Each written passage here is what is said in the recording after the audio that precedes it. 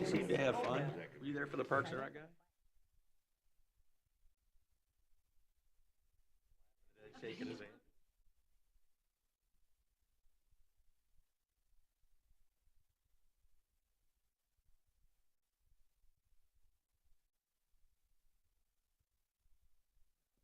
Be kind and you're not a pro.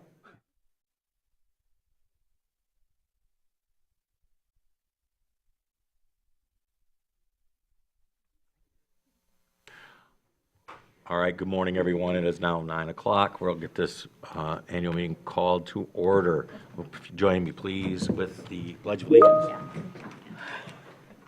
I pledge allegiance to the flag of the United States of America and to the republic for which it stands, one nation, under God, indivisible, with liberty and justice for all.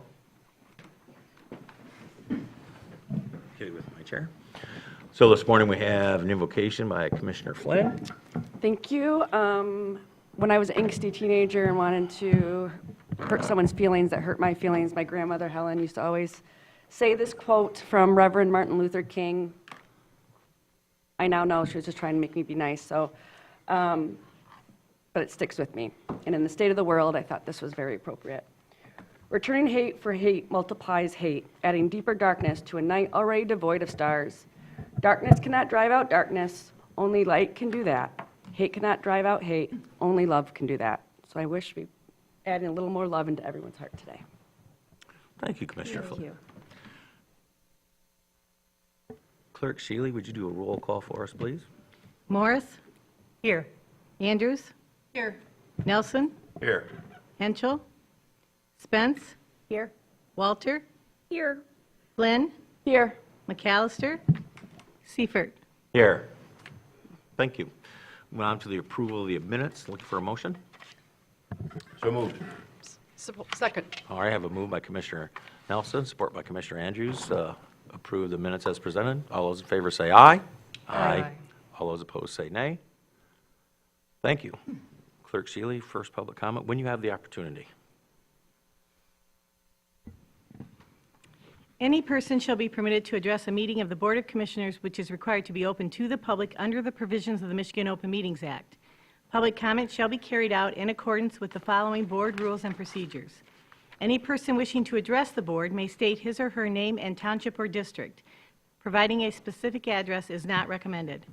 Persons may address the board on matters or issues which are relevant and germane to county government as determined by the chairperson. No person shall be allowed to speak more than once on the same matter, excluding time needed to answer commissioners' questions, if any. The chairperson shall control the amount of time each person shall be allowed to speak, which shall not exceed 3 minutes. The chairperson may, at his or her discretion, allow an additional opportunity or time to speak if determined germane and necessary to the discussion. Public comment will be solicited during the 2 public comment periods noted in Rule 5.4, Order of Business. However, public comment may be received during the meeting when a specific agenda topic is scheduled for discussion by the board. Prior to the first public comment, the chairperson will indicate the topics on the agenda for which public comment will be accepted.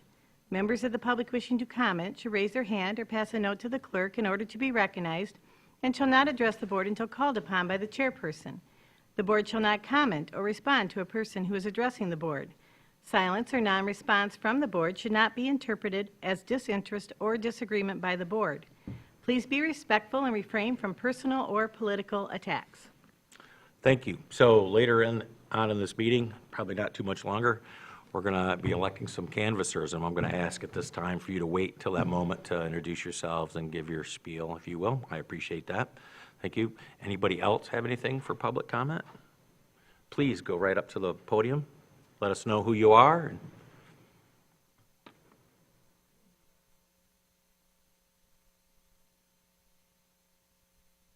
Hello, my name is Beth Pack. I live on Old Mission Peninsula, and I am a member of the local Daughters of the American Revolution chapter. The reason I'm here is today's the first day in Constitution Week.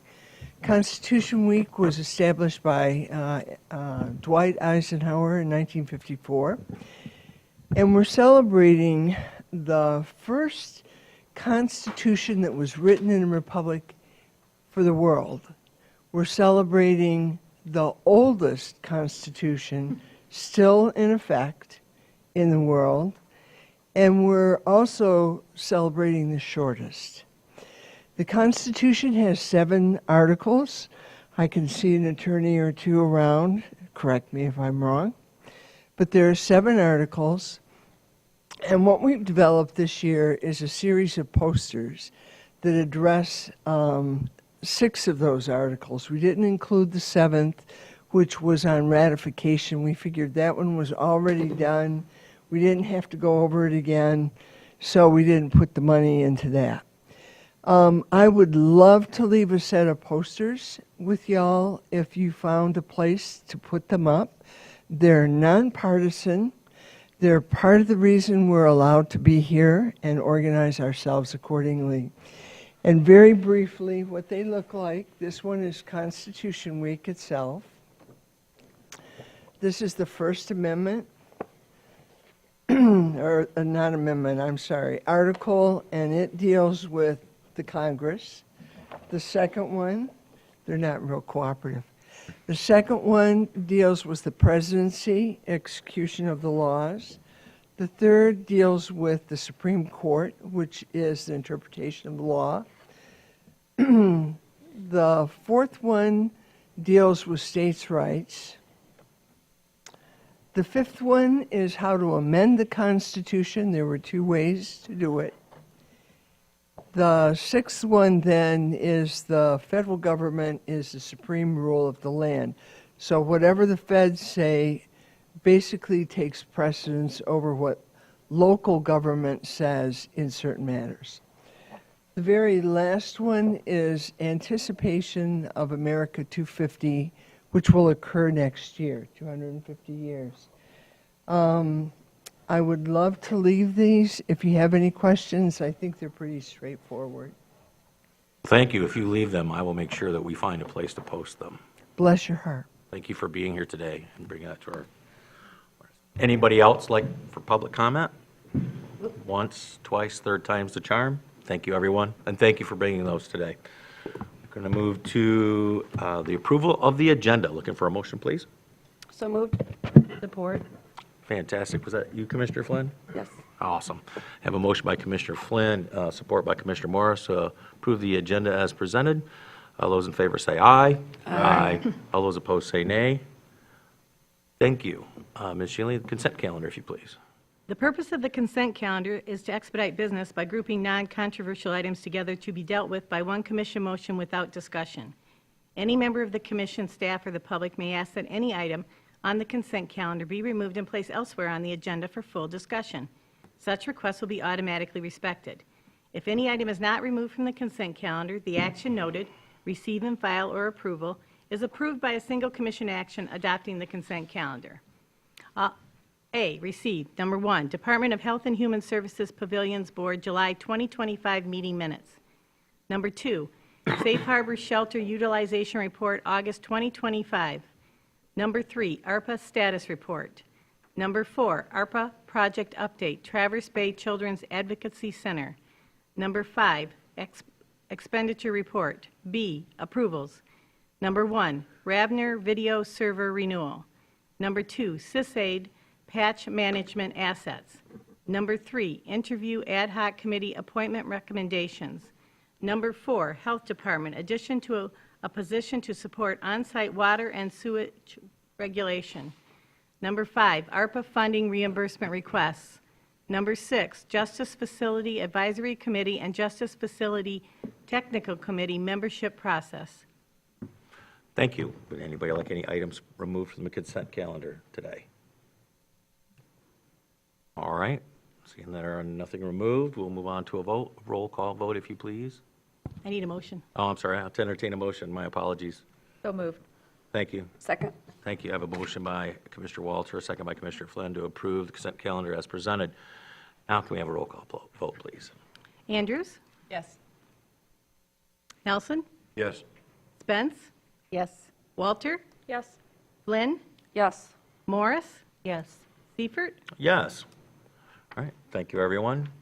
We're going to move on to special orders of business. I think it's your show today, is it not? So I put in front of you a ballot to vote for the new Board of Commissioners. We have 2 openings. Board of- Board of Commissioners? You're being replaced. Hey, I was in the dunk tank I'm sorry. yesterday. That's just how Time to move on. I might get to leave? Yeah, right. Board of Canvassers. Currently, we have Lori Andrzejewski, who is the Republican canvasser, and Tom Wirtz, who is the Democratic canvasser, and their terms have expired. This is a 4-year term. I sent to you ahead of time the list from the chair of the Republican Party with 3 nominees and the chair of the Democratic Party with 3 nominees. The ballot in front of you does have your name on it, so if you switch seats on me, make sure your ballot has your name on it because this is an open election. It is not a secret ballot. We have some of our nominees are here, and I think we have one of our current canvassers, Steve Horn, who's one of our Democratic canvassers, who maybe wants to come up first, and then we could have the nominees speak, or... Okay, so whoever wants to go first and introduce yourself and maybe answer some questions from the Board of Commissioners. I got pointed at, so I guess I'm going to go first here. My name is Leah Moskowitz. I'm currently the village clerk for Elk Rapids. Let me pull up my little spiel here that I prepared. So I am honored to be considered for the Grand Traverse County Board of Canvassers here. As the village clerk, I am entrusted with managing official records, ensuring compliance with statutory requirements, and supporting the smooth operation of local government. That work requires accuracy, attention to detail, and a deep understanding of laws and procedures. These qualities are directly relevant to the canvassing process, where precision and fairness are essential.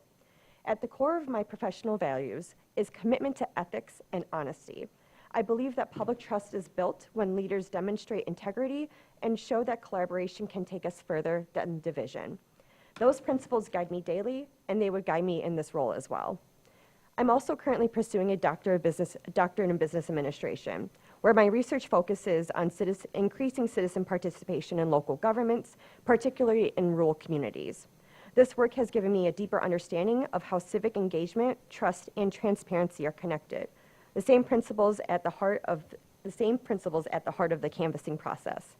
It would be a privilege and a responsibility to contribute to the vital work, ensuring that elections in Grand Traverse County are fair, accurate, and transparent. Thanks for your consideration. Do you have any questions for her? Questions? Is there any, hi, I'm Commissioner Spence. I wonder if there's any kind of conflict of interest between being a Board of Canvasser for Grand Traverse County and being currently a clerk for Elk Rapids? No, it's an appointed position, so I'm not running for anything here. And my position at Elk Rapids is non-partisan. And I was appointed at Elk Rapids too. Thank you. You can't run, you can't be appointed a canvasser if you're an elected official. And I did double check with Leah and made sure that she was appointed and not elected to her position. She is a resident of Grand Traverse County, but she works over in Elk Rapids. Understood. Thanks. Yeah, of course. Okay, that's all I have. I'm not familiar with how that position works in Elk Rapids, but is it ever an elected position, or is that always appointed by the? It's always appointed. It's in Okay, our ordinances. so that's not going to change No, no. the next time it opens up? Okay. Correct, yeah. Any more questions for the candidate? Thank you. Well, thank you for your time.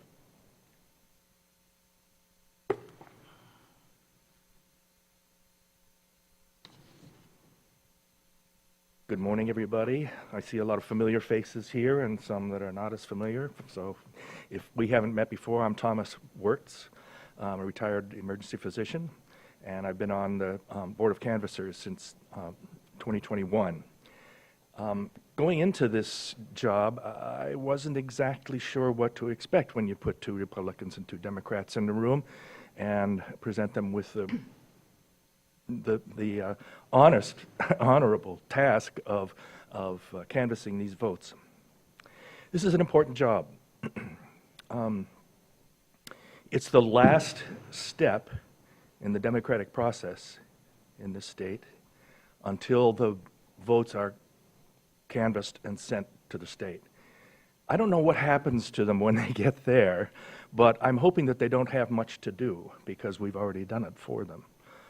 I was very pleased from the get-go that the Republicans and the Democrats both took this task equally importantly and worked very well together. Over the years, we've been able to make a few changes to make the system flow a little bit more smoothly, and I hope that we can continue to do that. We'll have to see what the political climate is like in the next couple of years, but I'm hoping that it continues to be a congenial and very effective board of canvassers. I apologize for my voice here. I went to the horse show on Sunday and came back with a cold. It's not COVID, so I already checked, but it makes me a little bit hoarse. I'd be happy to answer any questions that anybody has. Anybody have any questions, Commissioner Walter? Yeah, I'd love to hear more about some of the changes you shared that your group made to the process to make it more efficient. I wasn't aware of that. Yeah, one of the stumbling blocks is communication between the clerks and the canvassers. The clerks have a very difficult job, and they do it very, very well. It's very, very complicated, though, and small mistakes can be made. We don't allow that. We don't like mistakes. We like to fix mistakes. And so what we did is we put together a checklist that we do with every single ballot issue, or every single township, to make sure that we all follow the same process, to make sure that we don't miss anything. And sometimes what happens is we find a little glitch. Sometimes that just requires calling up the clerk and saying, hey, can you fix this? Sometimes it requires having the clerk come in, but we don't let that document leave until we've ironed out all the wrinkles, and this checklist has really helped a lot. We've changed the way we set up and organize going through the system so that we can do it faster. Usually what happens is, well, always what happens is there's one Republican and one Democrat, and sort of like there's two teams. And the way we did it was we work separately, and we get together and talk if we have any, if we come up with any sorts of things that we really feel as though we should share. But that's a major change that was made. Any more questions for the candidate? Thank you for being here today. And I'm going to just clean this off. Appreciate that. And I didn't touch anything. Please. Good morning. I'm Cheryl Goss from Whitewater Township. I submitted a letter of interest to be possibly appointed to the Board of Canvassers, so I hope you all have had a chance to review that. I was the clerk in Whitewater Township for 12 years, from November of 2012 to November of 2024. And so I have what I think is a lot of experience running elections and administering all the details that go along with running successful elections. One thing I would say is, although I'm a Republican, and many steps along the way in the election process and the voting process, it requires Democrats and Republicans. Certain jobs in the precinct require that a Democrat and a Republican have to work together to handle that. And in all the time that I was a clerk, we never had any problems with partisanship. Even though we have to declare that we're Democrat or Republican, when it comes to the voice of the people, voting is about the people's voices being heard, and that should not be partisan. And so in doing the Board of Canvassers job, although I have not done it before, I will pledge to you that whether I'm working with another Republican or with a Democrat, we're going to do We're going to follow the law. We're going to follow the checklist. I'm glad to hear there is one. And we're going to make sure that all of the processes were followed that are supposed to be followed. And so that's my pledge. Thank you. Any questions? Thank you very much for being here today. Thank you. Appreciate that.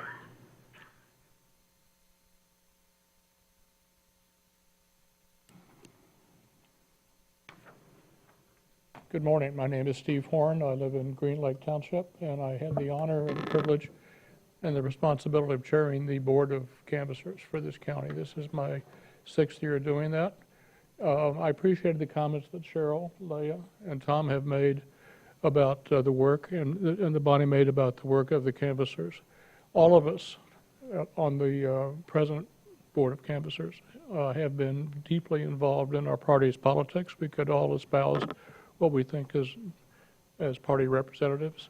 We leave those beliefs at the door, and we have pledged to each other that we will serve the interests of the state. And as Lori Andrzejewski said, our job is to make sure that politics as a reflection of the will of the populace is reflected in the vote. We have had votes that we've been pleased by and that we've been disappointed by. But our responsibility that we take extremely seriously is to ensure that the votes as reported by the precincts are counted accurately and reflected accurately in the results that go to the state. We work, as Tom said, in two-person teams, which gives us, I apologize, I don't have a cold, I just have a poor speaking voice. Working in teams has given us the opportunity to train each other. When we go through the checklist, our responsibility is to match the information that comes to the county clerk and the information that comes through a judge in the county that come together at our board. Our responsibility, among other things, is to ensure that the information is precisely identical. And so when we go through the checklist, there are two roles, and we change them off. We teach each other. We have developed a deep respect, both for the other people on the board and for the work that we do. And I would ask, as you make your votes, to ensure that the persons that you select for the Republican and for the Democratic responsibility share that same goal. This Board of Canvassers is highly respected across the state. We've been asked to lead training programs for county clerks, one of 3 boards of canvassers who were involved in that panel. We've been asked by the Democratic Party to develop training materials for canvassers. In a spirit of bipartisanship, that was an opportunity that we declined because they wanted to use it only for Democratic canvassers, and I refused to do it unless they would do it for all canvassers across the state. And we're still working with them on that opportunity. We stand ready to do that, but not in any partisan sense. We've become, I think, friends, but that friendship is based upon respect. And it is, I urge you to consider carefully who you select for these positions, and I thank you for your time. I'll be happy to answer any questions that you have. Questions, Mr. Warren? Is that a Jamocha shake? It's an Arby's glass of water, so. Any other questions? Just a I quick comment. I was not prepared for that one, by the way. Just a comment. Thank you for the work that you and Bonnie and the whole board has been doing. Well, my respect to Bonnie and to Sam, they are instrumental. And one of the changes that we made is that they now sit with us when we do our work, rather than there being a glitch or a holdup whenever we have a question. I should point out that when we have had questions, while the teams operate nominally independently, one Democrat, one Republican, whenever there was an issue, somebody will raise their hand and say, stop. This is something we need to discuss. And we have never had a discrepancy or an issue or a topic that needed to be discussed that was resolved on other than a 4-0 vote. And we work very hard to ensure that we all get it and that we all agree with the approach. I compliment Bonnie, I compliment Sam for their support of this board. And I thank you for your time. Thank you, sir. So if you double-check your ballot, make sure your name is on your ballot, and then please make a selection for one Democrat and one Republican. And then Sam's going to just collect them all, and we'll just tally them up and let you know who won. Sam?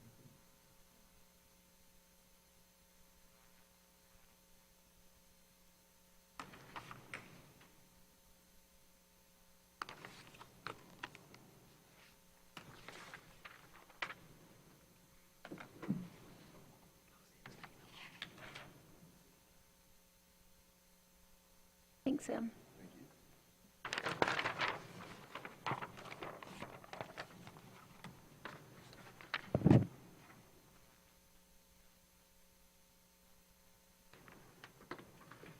Thank you.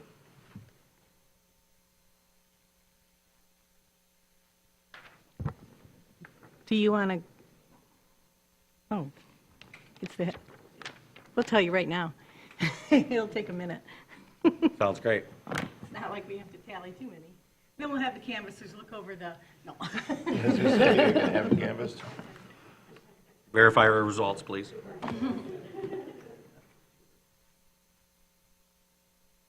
I do want to say, I have had a very good experience working with our canvassers. Sam and I do sit in there the entire time, and when they have questions, whichever one of us is in there at the time is running or calling a clerk, calling a chairperson, so that they don't get bogged down in the, oh, we have to call and ask them, and then I usually put them on speakerphone and I say, we're with the canvassers, and they have this question, and they'll start asking, and the clerks can usually explain what's going on, because they're boots on the ground. They're in the precincts working where I'm not. And it is, we'll ask a certain procedure or something, or why did that happen, and they're very good. They're very available, too, right after. The winner for the Democratic canvasser is Thomas Wirtz, and the winner for the Republican canvasser is Cheryl Goss. Bonnie? Yes. Just want to verify we received 5 votes for each of those. I have 5 votes for Cheryl Goss and 5 votes for Thomas Wirtz. Thank you. Thanks, Matt. Thank you. Congratulations to everyone, and thank you for being here today. You need anything else, Clerk Seeley, on that topic? Nope, I'm done. Fantastic. Thank you very much. Thank you very much. So we're going to move on to 7B, Health Officer Interviews. Thank you, Mr. Chairman. We have our first candidate in the room. Chris, if you want to introduce the candidate. Morning, Commissioners. Wait. Hold on a second. Oh, sorry. Is that, Well, I mean, I can, so I'm going to ask the board, would we like to take a quick break before we go into the deep dive of the interviews? Restroom? Anyone? Are we good? No? Yes, let's take a Let's take a 2-minute comfort break. 5-minute break. I'm watching the top. I apologize to the candidate.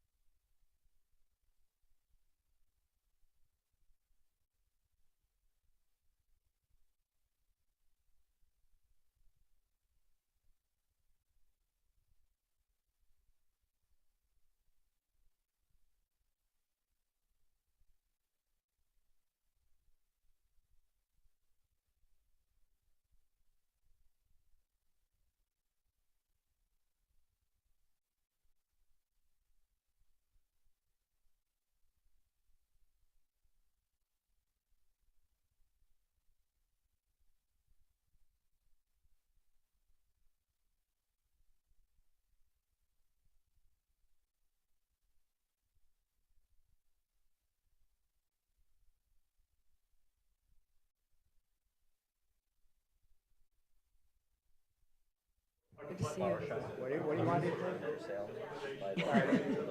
Sorry? Yeah.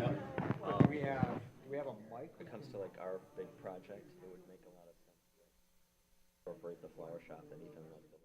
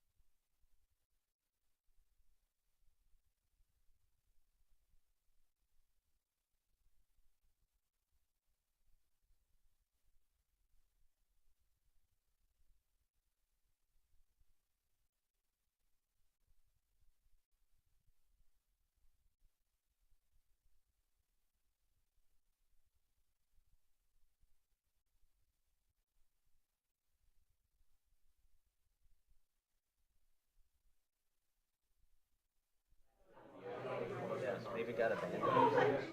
I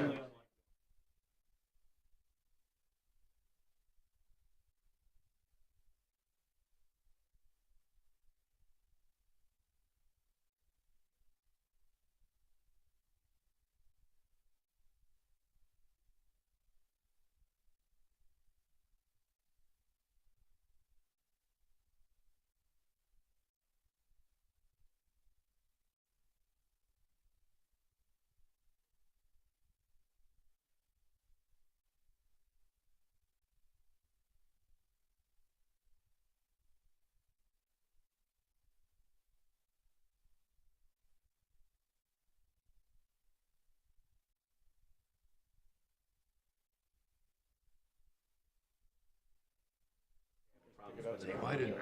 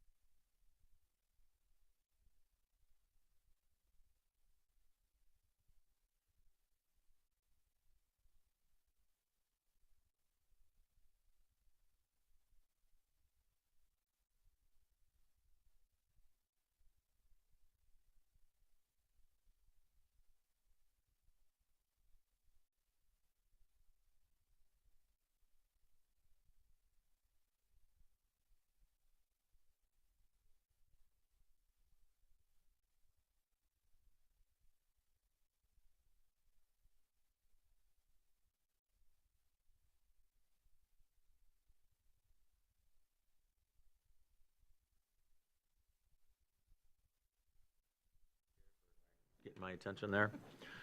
Administrator Alger, are you ready? Yeah, we are ready, Mr. Reifel. Morning, Commissioners. Chris Reifel from the HR Department. I'm just here to welcome your first candidate, Ms. Rashmi Travis. Thank you. Good morning, all. Good morning. So would you care to recap, Nate, how this is going to work for the folks at home? So, Ms. Travis, we have prepared the Board of Commissioners for the interviews. We have 3 interviews today, and the board has in their packets questions for each candidate. Those questions are identical.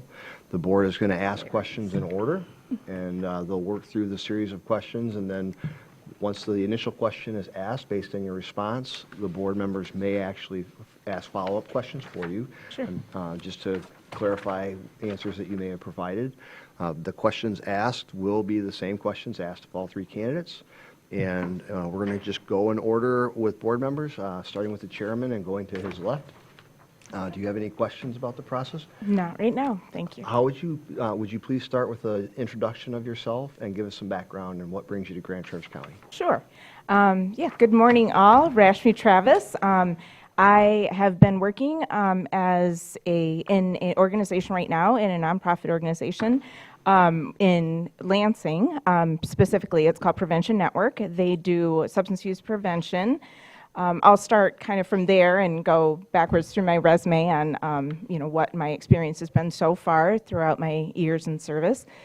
I started out, following that, or before I had this job, I worked at Eaton Risa for a period of about 3 years, working as a McKinney-Vento coordinator, doing homeless coordination for kiddos experiencing homelessness in a 5-county, 48-school district area.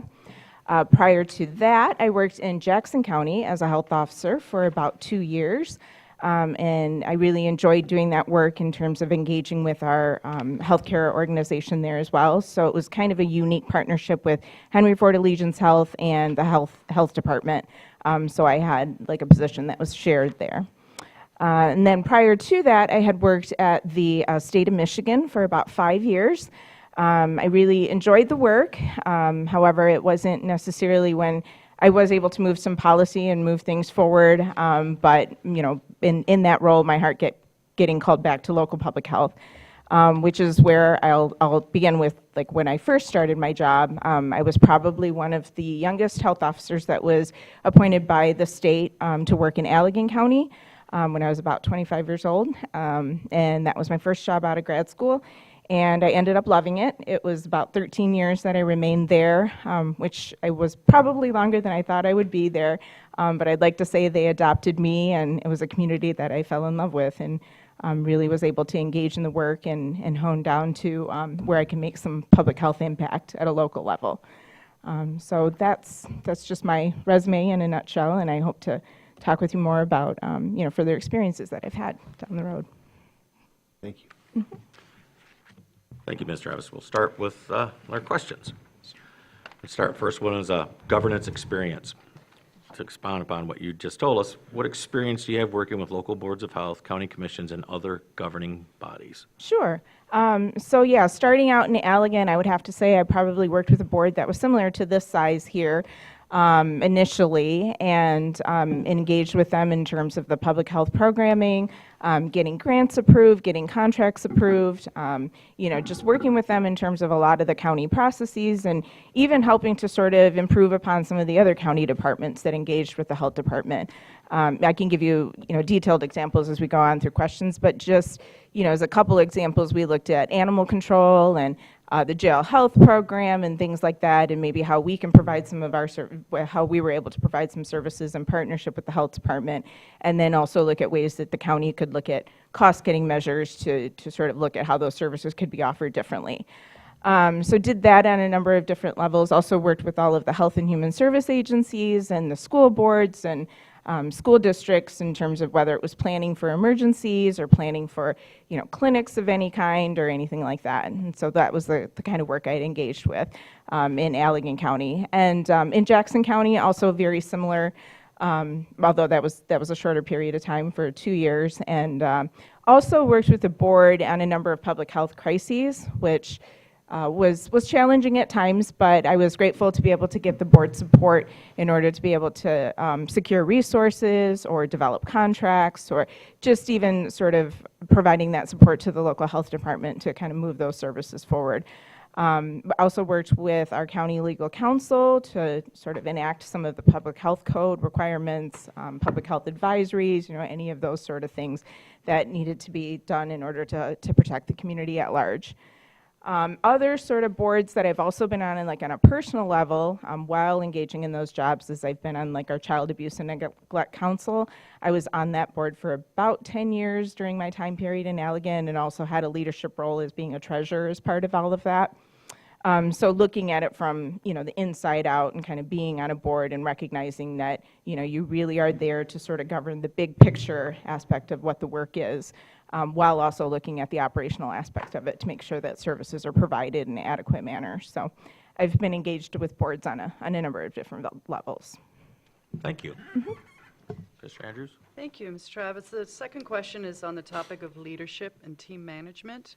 Could you please describe your leadership style and how you would manage a multidisciplinary public health team while maintaining high morale during high-stress events? Sure.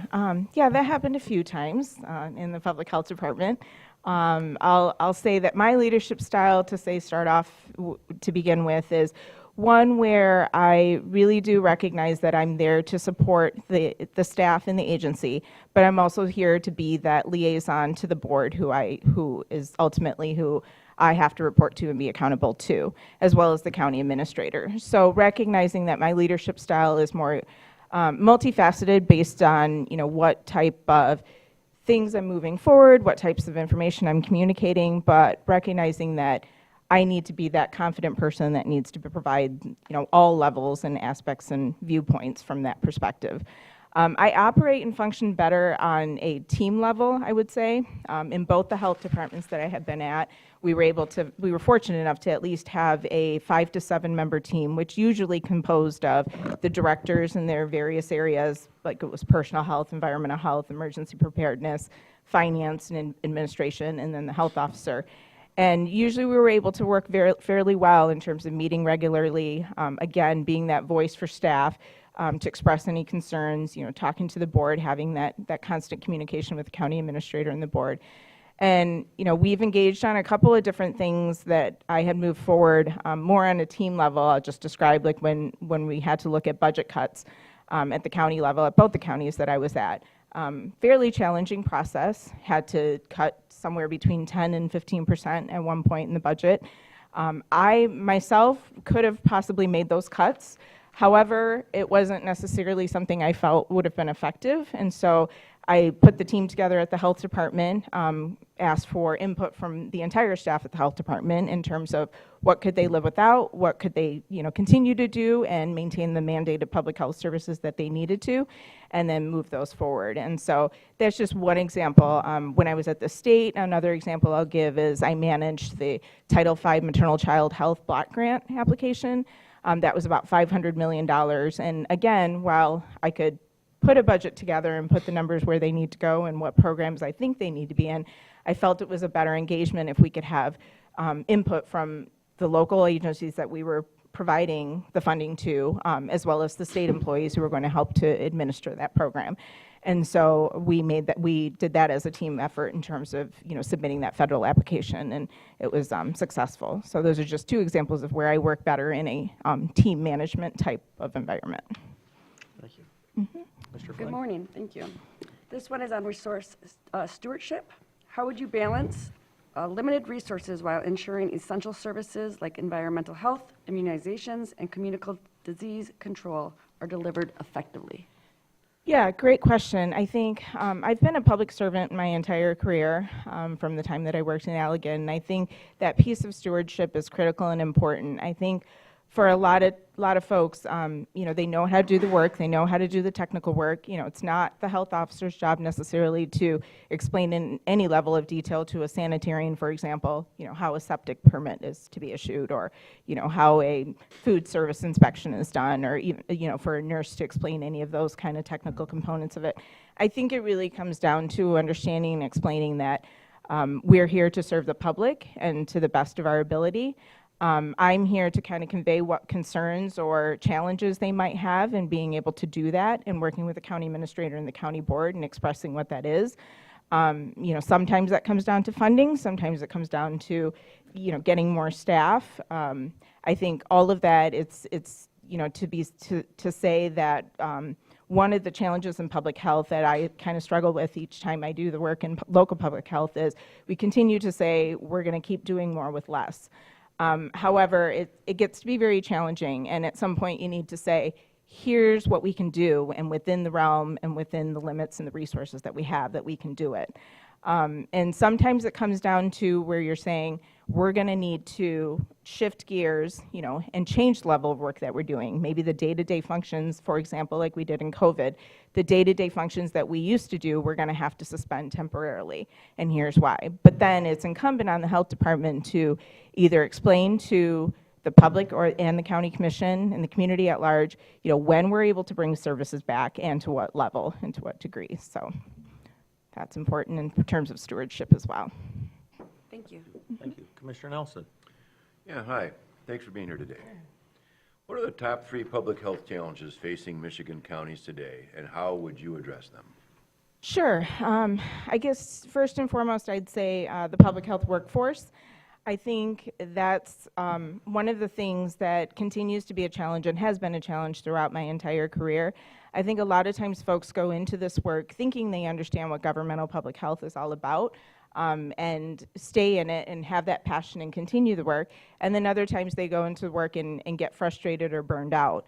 And so that's a critical piece, and especially with COVID, I think burnout within the public health workforce has been a huge challenge. I'll just tell you that just last week I was at Central Michigan University, and I've been a guest speaker for their public health students for several years now, because I have a friend who is an advisor there. And it's just been really re-energizing for me to be able to talk to folks who are going into the field and explain to them that really, it comes down to sometimes the work finds you. You have to put yourself out there, and you have to try a different number of things and different number of jobs to see where you feel is the best fit for your own lifestyle, your own experience, all of those sort of things. And so, we've had a couple interns and, folks that I've mentored out of that process. So I really appreciate being able to grow and sort of improve upon that. Secondly, I would say definitely funding is a challenge. I think local health departments have traditionally been reliant on, the state grants, and of course, as that comes through as federal pass-through dollars. I think we need to be creative and more innovative in what our in diversifying what those funding sources are. I know there's also limitations on what a governmental entity can sort of go out for in terms of grants. We also don't want to be competing with our community providers in being able to establish those grants. So that's where developing those partnerships are key there. So it might come down to maybe the health department doesn't get that grant, but maybe they're assisting to apply for it and then working in partnership with another agency to move that forward. I would say the third is somewhat balancing the politics of the job with the job itself. I think that became quite apparent through COVID and a number of public health crises that I've been a part of. In both of my jobs, I've been super grateful for the county administrators who sort of explain and lay that landscape, particularly if I'm new to an organization, of what does that political environment look like, and maybe where can you you as a health officer move those services forward within that environment. I will say sometimes it's been challenging where, say, for example, when I was in Jackson, I wanted to move a syringe service program forward. I had to kind of step back from that because politically the community just wasn't ready for that, nor was it something that they wanted to put resources toward. And so that was where, going back to my original point of sometimes you go to those community partners and say, hey, where can we help engage on this effort? Because we necessarily can't do that work ourselves, but we'd still like to pursue that because our community needs it. Thank you. Mm-hmm. Commissioner Morris. Hi. Okay, so this question is on emergency preparedness. Mm-hmm. If you could please describe your experience with emergency preparedness and response for events such as pandemics, natural disasters, or contamination incidents. Yeah, So great question. I've been involved in a number of instances and throughout the public health jobs that I've held. In Allegan County, we were neighboring to a community that had a nuclear power plant. So every 2 years, we had to go through that, the regulatory commission of the process where we had to all sit around a table. You know, we each had our roles within that organization and did that exercise. Did that for about, you know, all of the time that I was in Allegan. And I think that provided a unique perspective because while the health department didn't necessarily play a direct role, like for example, we weren't coming to, you know, provide immunizations or things like that, we were really more in charge of educating the public on what it meant to ingest potassium iodide and in terms of evacuating the public as soon as possible. I'll just tell you that one of the creative approaches we took in terms of that response was, you know, we had a number of individuals that occupied the area that they needed to evacuate from, but they were immobile and weren't able to do that. So we worked with Consumers Energy to kind of figure out, you know, where were those households, what were some of the needs of those individuals, you know, planning out with our GIS department on mapping out where those homes were, and sort of helped with that, you know, evacuation process and built that into our plans. You know, in addition to that, a number of public health emergencies that I've been involved with directly include like SARS-CoV. This was before like COVID occurred. We had, you know, West Nile virus, a number of emerging diseases like that, where, you know, we had to stand ready to understand what were we dealing with, educating the public, being that level of source of information instead of misinformation. And also being the PIO for the media.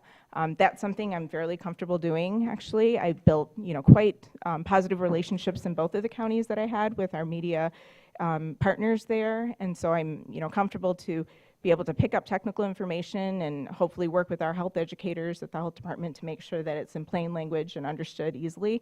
And that's, you know, a big role that public health plays in an emergency.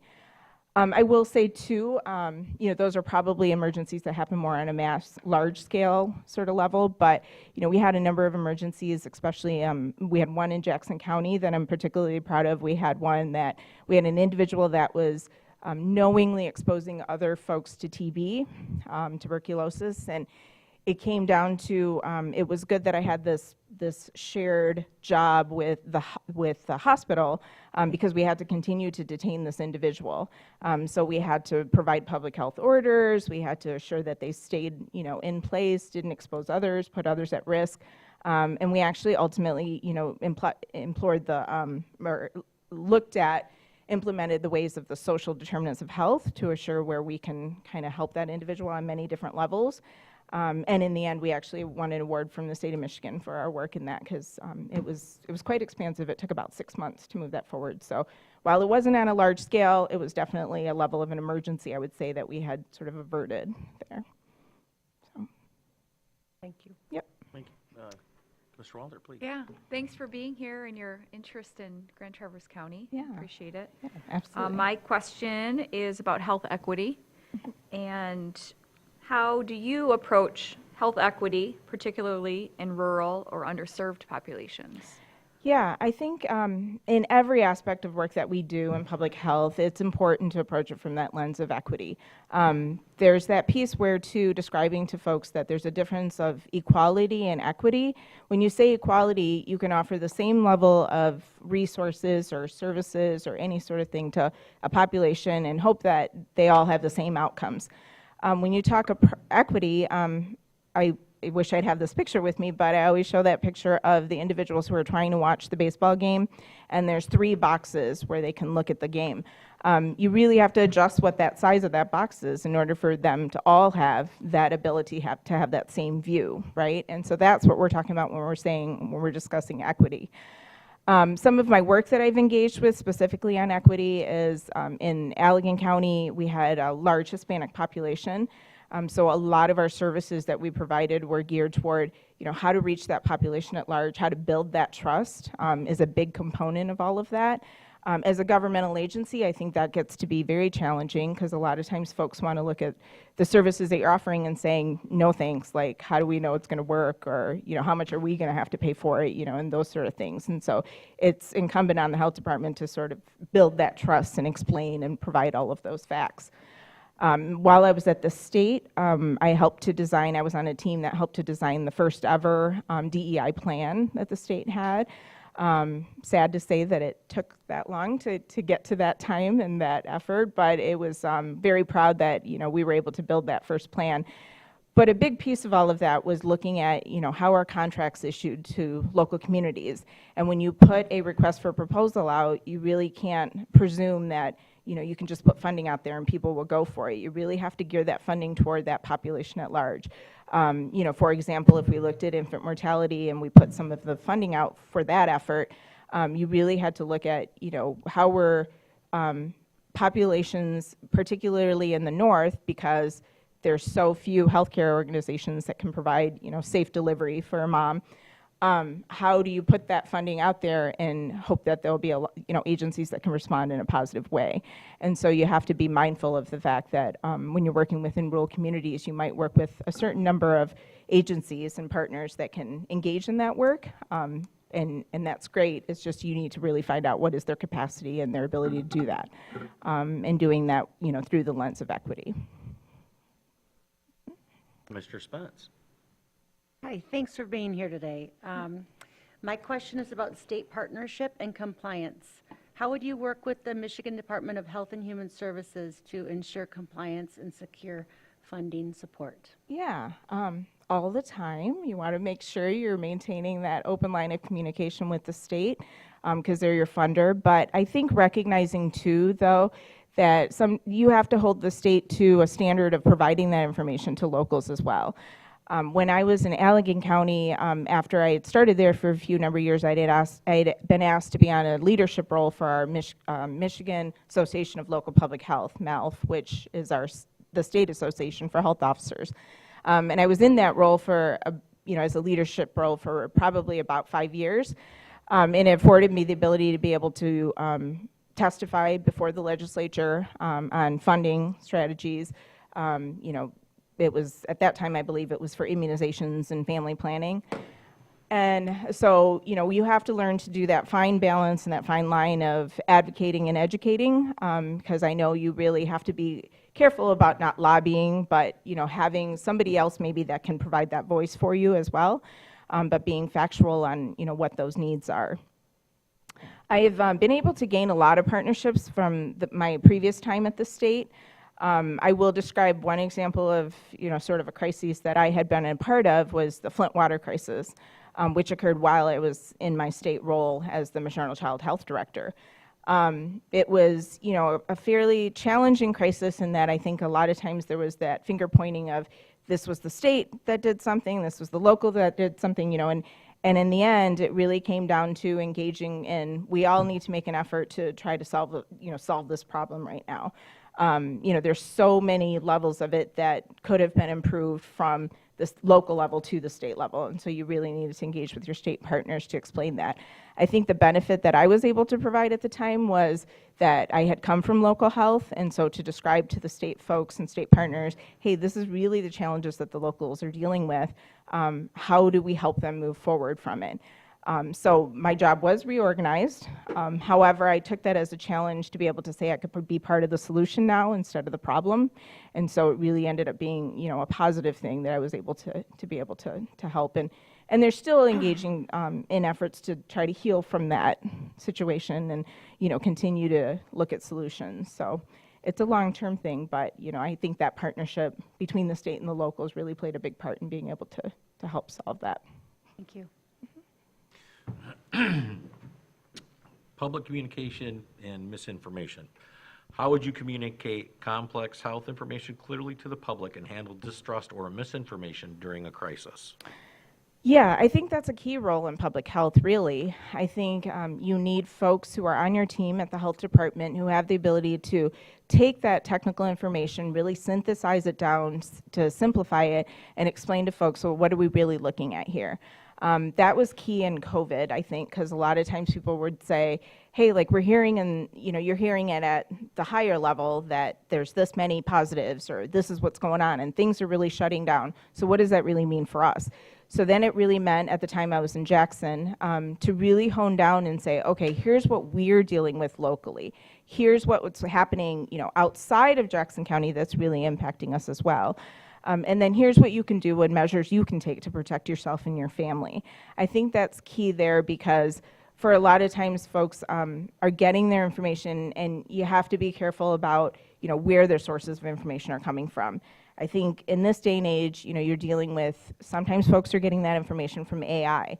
And helping folks understand that you need to look at some of that with a critical eye. Like, what is the source of that information? Here's what we know is factual, and here's where our source is, and explaining all of that. I think social media at large can be both a benefit, a friend in terms of extending that information, but it can also be harmful. And again, looking at it from a critical lens, and I think health educators in a health department are critical to that in terms of knowing where some of those sources of that information are. And then sometimes you have to engage too a trusted individual from the community, and maybe they're not from the health department. Maybe there's somebody from the public who's worked and had services that were provided through the health department they had a positive experience with. Maybe it's utilizing their voice to be able to extend the value and benefit of that. So yeah, looking at it from different perspectives like that, and utilizing your health department staff, particularly health educators, to communicate that's important. Thank you. Mr. Andrews? Yeah, last question. So looking forward, if you were appointed as our health officer, what would be your top priorities for the first 12 months, and how would you go about measuring success?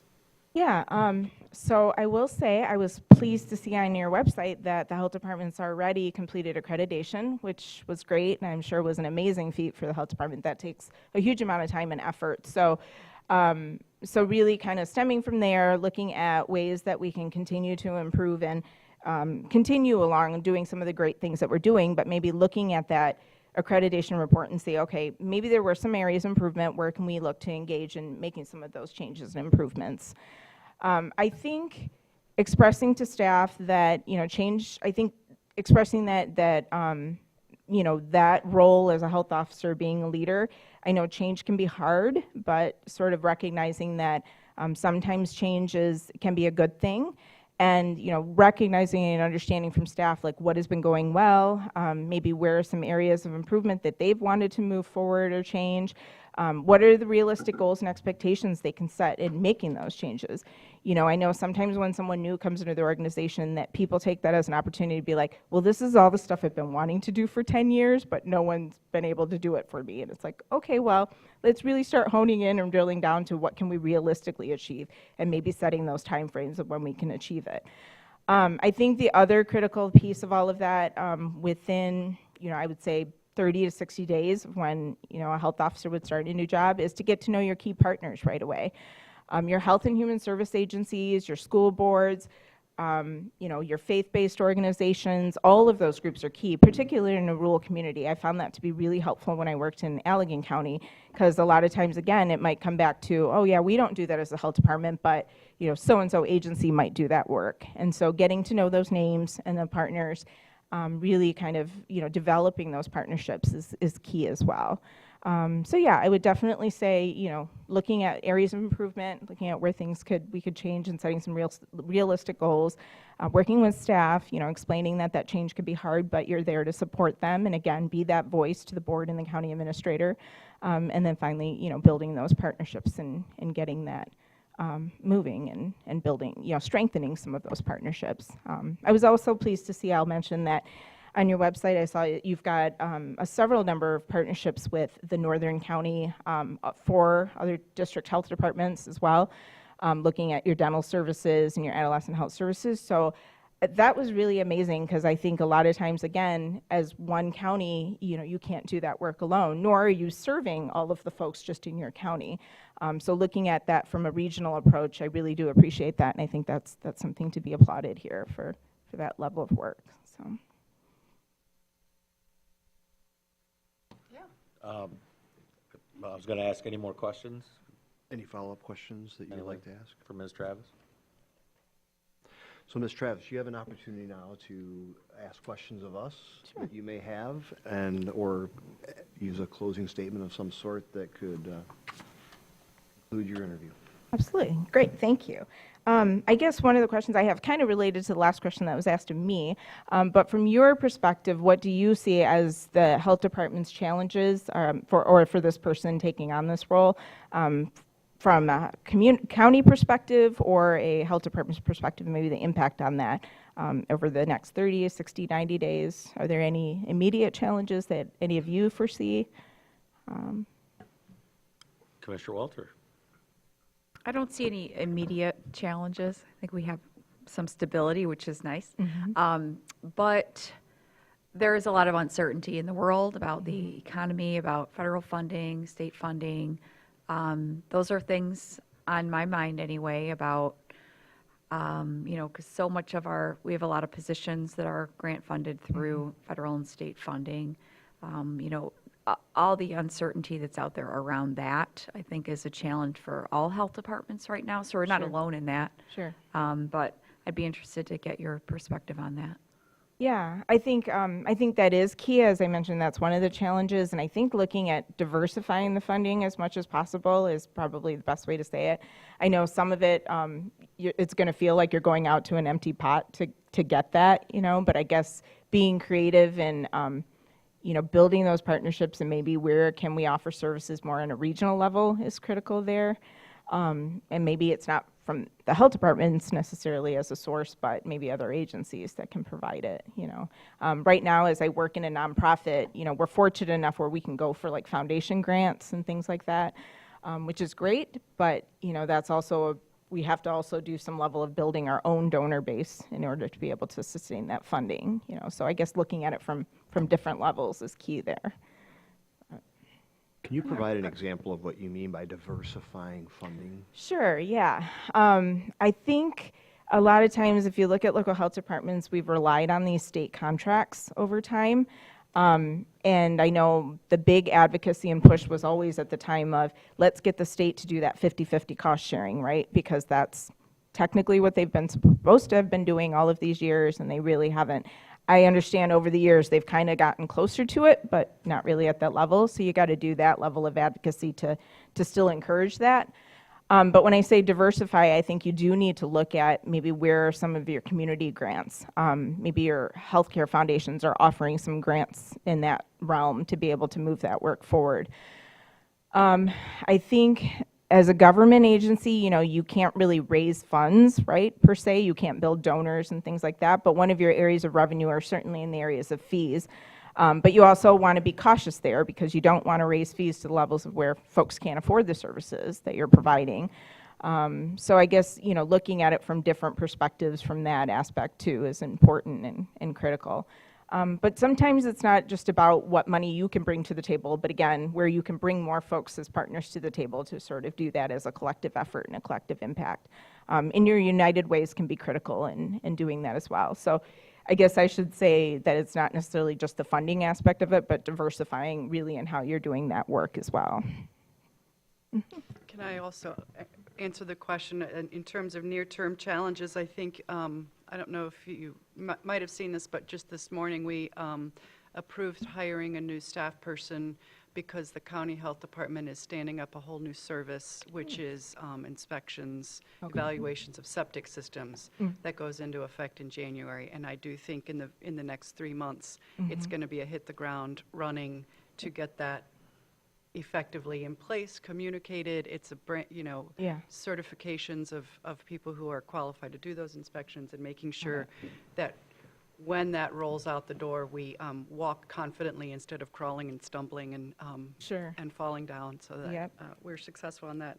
And then another area I would just point to is that we are in the process of evaluating what a new justice facility would look like, and I think there's an opportunity to evaluate the way we provide health care in the jail, considering it's such an enormous expense to the county in the current status. So that those come to my mind as near-term Absolutely. challenges. Allegan had grappled with that, like when I was there, and I did offer input on, and we helped move them forward to National Correctional Healthcare Accreditation actually when they set up their jail health program. So, yeah, certainly a challenge.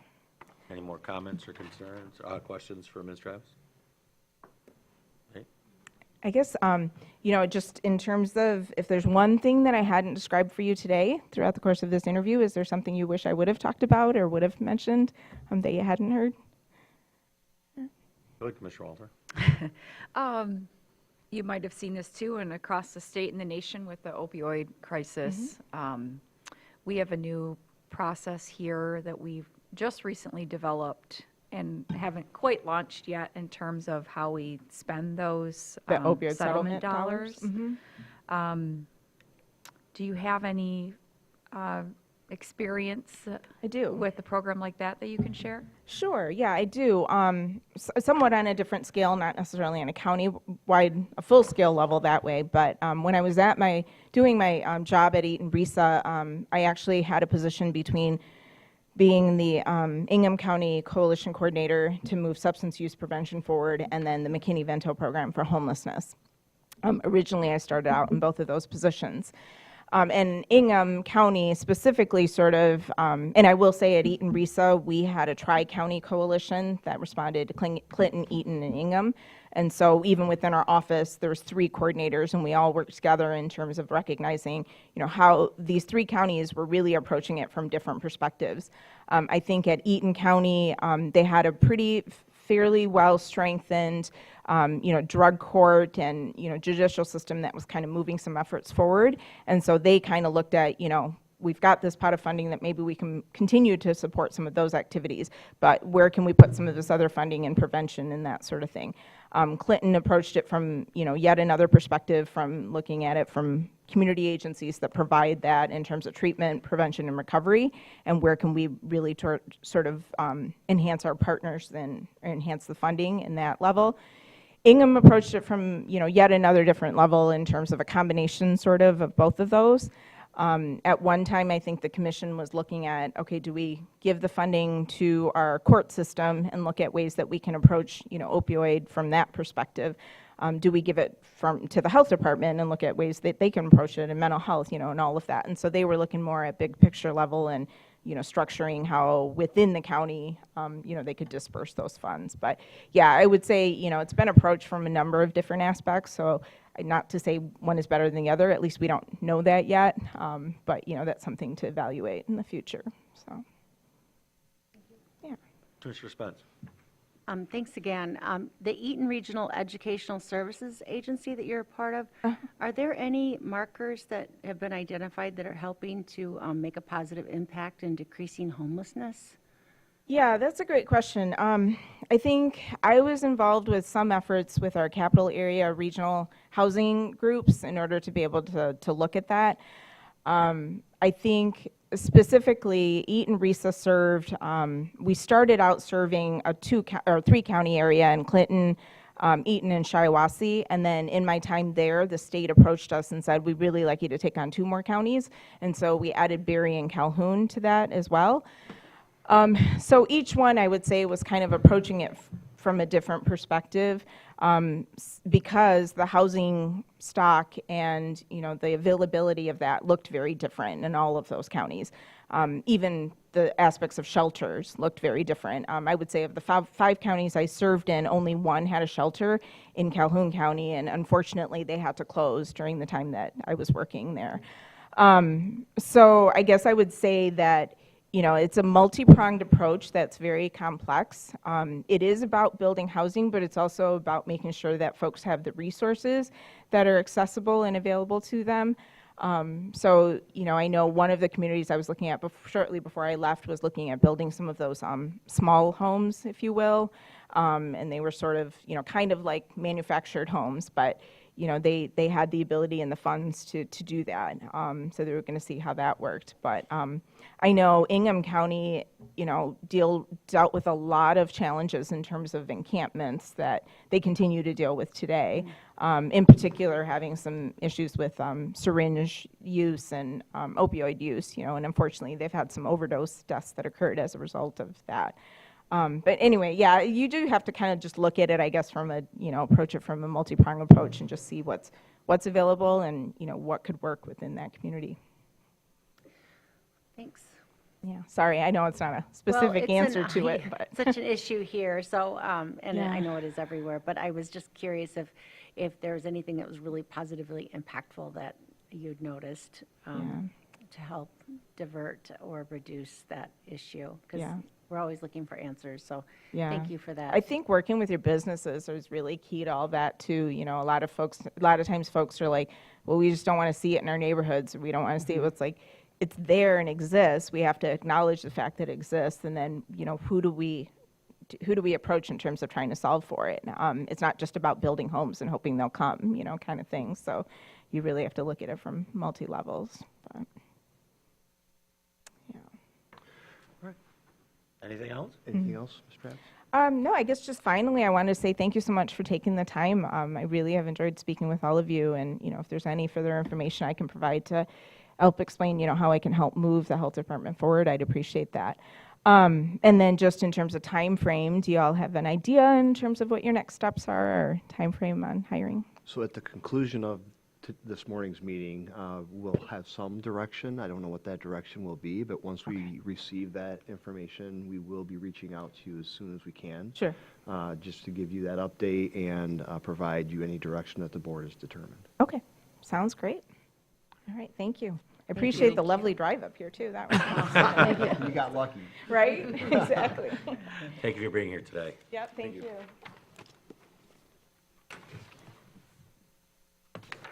I'm drinking a lot of water already today.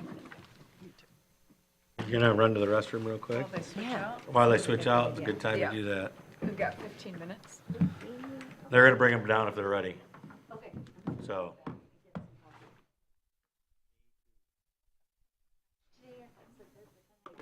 Relapse into being tired.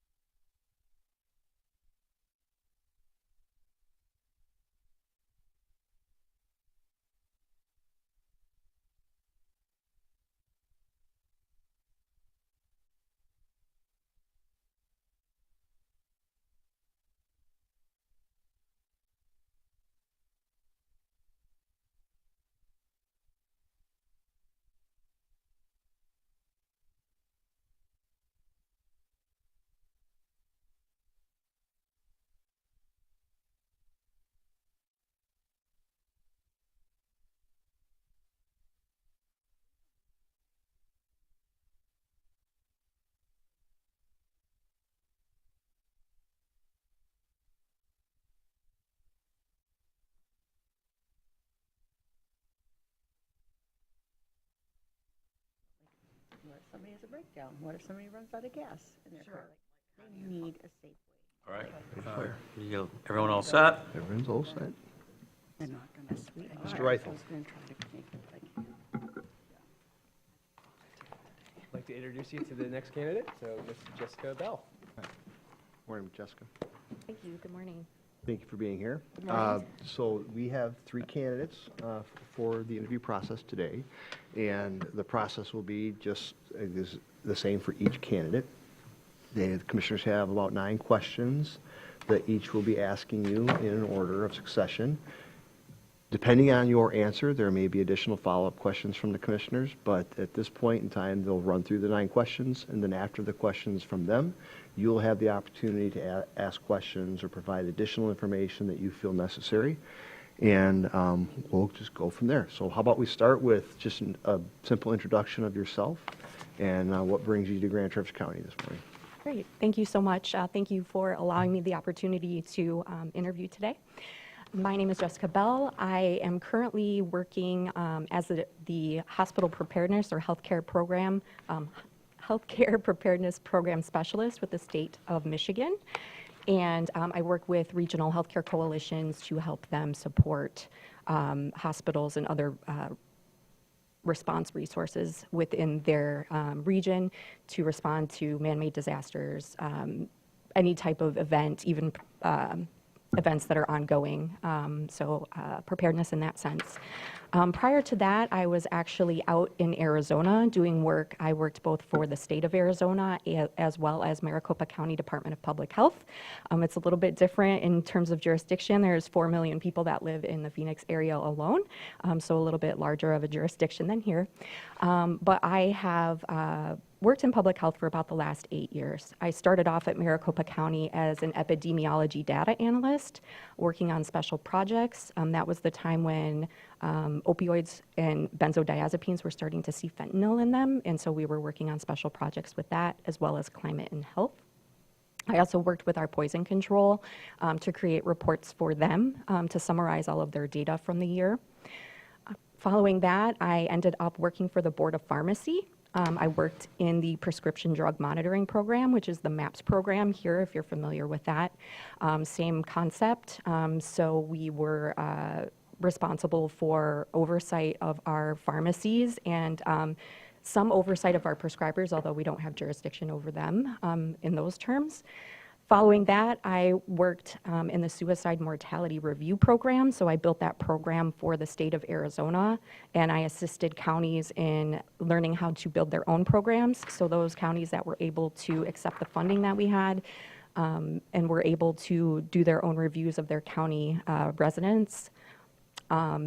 I worked on that, and then at that time, our suicide prevention program was housed in our Medicaid department, so a different department of the state, but because that person that was currently there vacated, they moved the prevention program underneath me as well. So kind of using that suicide mortality, using that data to try and help with suicide prevention, so it kind of fit along those lines.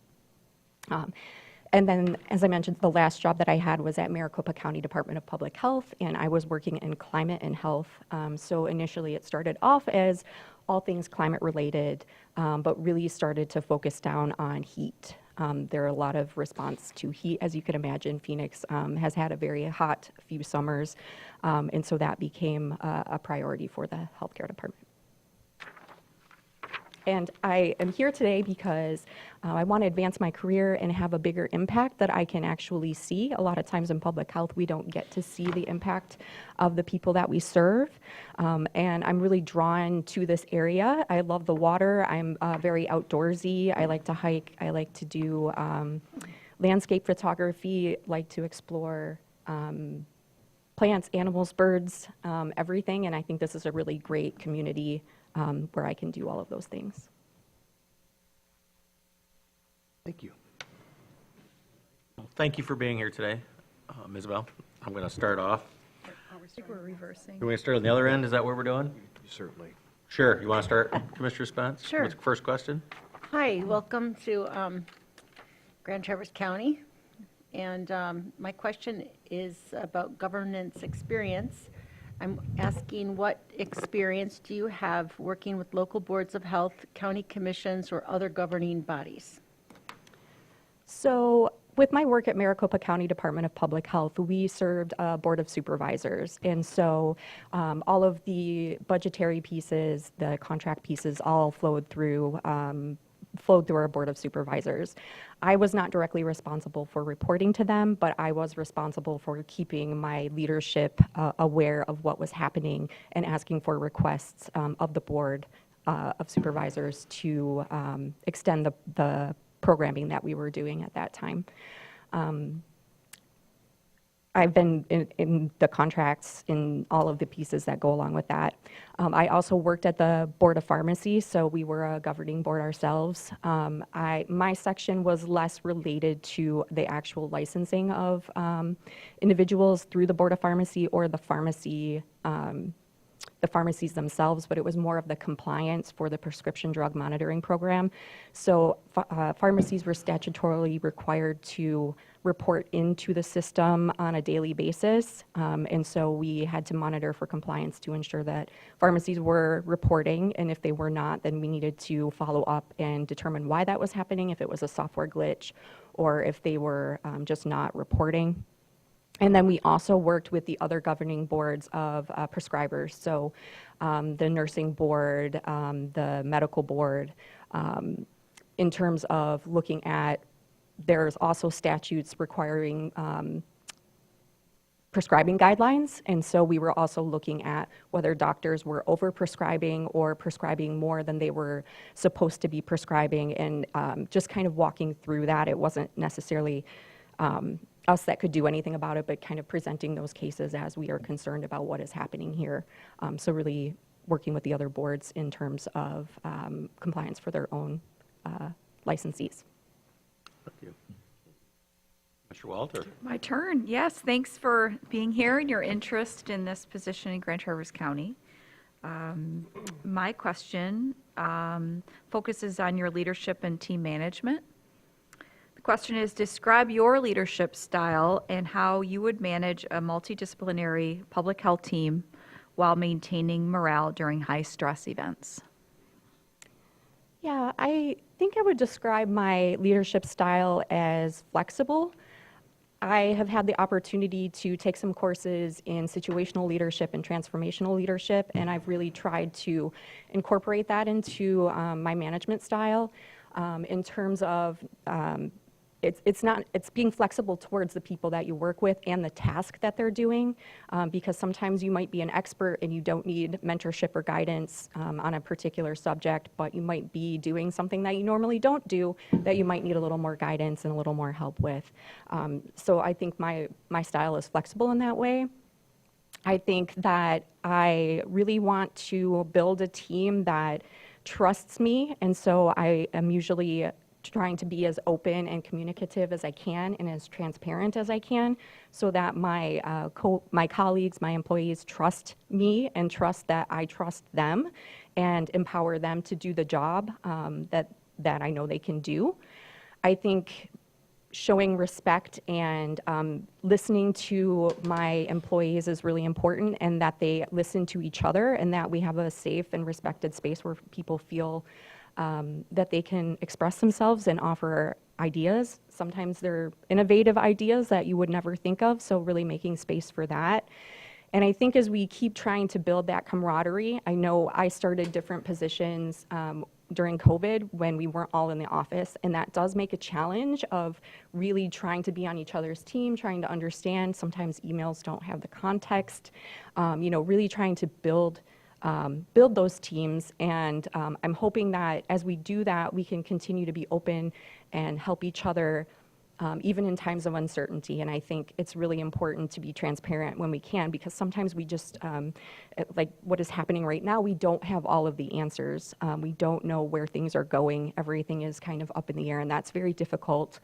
I think one other piece that I think about is emotional intelligence, and how people perceive me and how I perceive myself and how I react, and understand that other people are going to have strong feelings about things, especially uncertainty, a lot of anxiety and a lot of concern about what's going on, both for themselves, their families, and the community at large. Thank you. Commissioner Morris? Okay, so my question is about resource stewardship. So how would you balance limited resources while ensuring essential services like environmental health, immunizations, and communicable diseases control are delivered effectively? Yes, so stewardship's a really important piece because we are serving our community. We are utilizing funds that are provided by our community, so it's really important to utilize those the best way that we can. I think when looking at resource limitations, we really need to understand what the essential services are, what we are statutorily required to provide, and make sure that we are adhering to that in the best way that we can. I think a lot of times we're in a silo when we're in public health, and so I'd really like to see ways we could cross-collaborate in terms of how we could better use our resources, maybe communicable disease and immunizations, those go together. How can we do more with what we're limited with, and then understand that maybe there are some services that we're providing because we feel they're necessary, but they're not required. And so we may need to scale that back, kind of depending on what the situation is, but really being mindful of what we are required to provide and make sure we provide it with high quality, with limited resources. Mr. Nelson? All right, yeah, thank you for being here. What are the top 3 public health challenges facing Michigan counties today, and how would you address them? That's a difficult question. It's hard to quantify. There are a lot of issues that are public health issues. I think from the work that I've done and what I've seen, I think mental health is a really big issue across the state, across most states. And so that kind of the workforce that's available and the time it takes for people to access mental health services and substance use services go along with that, I think. Oftentimes there's a long wait. There's a lot of issue trying to get help in that realm. So really trying to do all we can to get the workforce and enhance the workforce so we have more opportunities, make sure that a lot of the work that I did in suicide prevention, we did with schools as well. And so that's really trying to get mental health into schools so that children understand how to regulate their emotions and it doesn't become something that becomes a larger issue as they grow older. Just how to process their feelings and emotions, I think is really critical for students. I think that another issue is chronic disease. So there are a lot of chronic diseases that exist. So I think education and access to care is really important when looking at chronic diseases. So going out into the community and being at community events and really educating and providing resources and making those connections to resources when that's possible. And I think the third thing is really environmental. I would say climate and environment in terms of, we're seeing milder temperatures here, not in Arizona. We're seeing milder temperatures. We're starting to see there are high consequence infectious diseases that are possible. We've had pandemics. We know that that's another possibility. I think being prepared for that. Air quality is a really big issue. I know even living in the Lansing area, there were certain days where it was very smoky from the Canadian wildfires. So environment is another big issue. So I think really making sure that we protect our vulnerable populations, again, that education, when it's safe to be outside, how to really mitigate the risk if you have an underlying health condition, that's really important. So again, getting out the education and reaching those populations that are more at risk of having adverse side effects. Commissioner Flynn? Good morning. We're going to touch on emergency preparedness. Describe your experience with emergency preparedness and response for events such as pandemics, natural disasters, or contamination incidents. So as I mentioned, right now I am currently the Healthcare Preparedness Program Specialist. So I kind of handle some of the grants management for the regional healthcare coalitions, but I am also the program manager. So part of my position is helping the coalitions write different work plans that are part of response. So looking at hospital preparedness, evacuation, all kinds of different aspects of what the hospitals need. So we do hazard vulnerability assessments and different pieces to understand what the needs are in the community. And then we write plans and then educate and then exercise. So we do a lot of that from the planning perspective. I've also helped write exercises for our program. So actually this morning I took part in a special pathogen response network exercise. And so we do the exercise, we do the after action reports and improvement plans to try and understand where our gaps are and hopefully fill in those gaps. So if we do have that in a true emergency, we're able to handle that and manage that in a good way. I also was part of a cobalt magnet, which was a large kind of international exercise that was looking at if we had a radioactive meltdown in the Detroit area. So it was Canada and some other states to the south.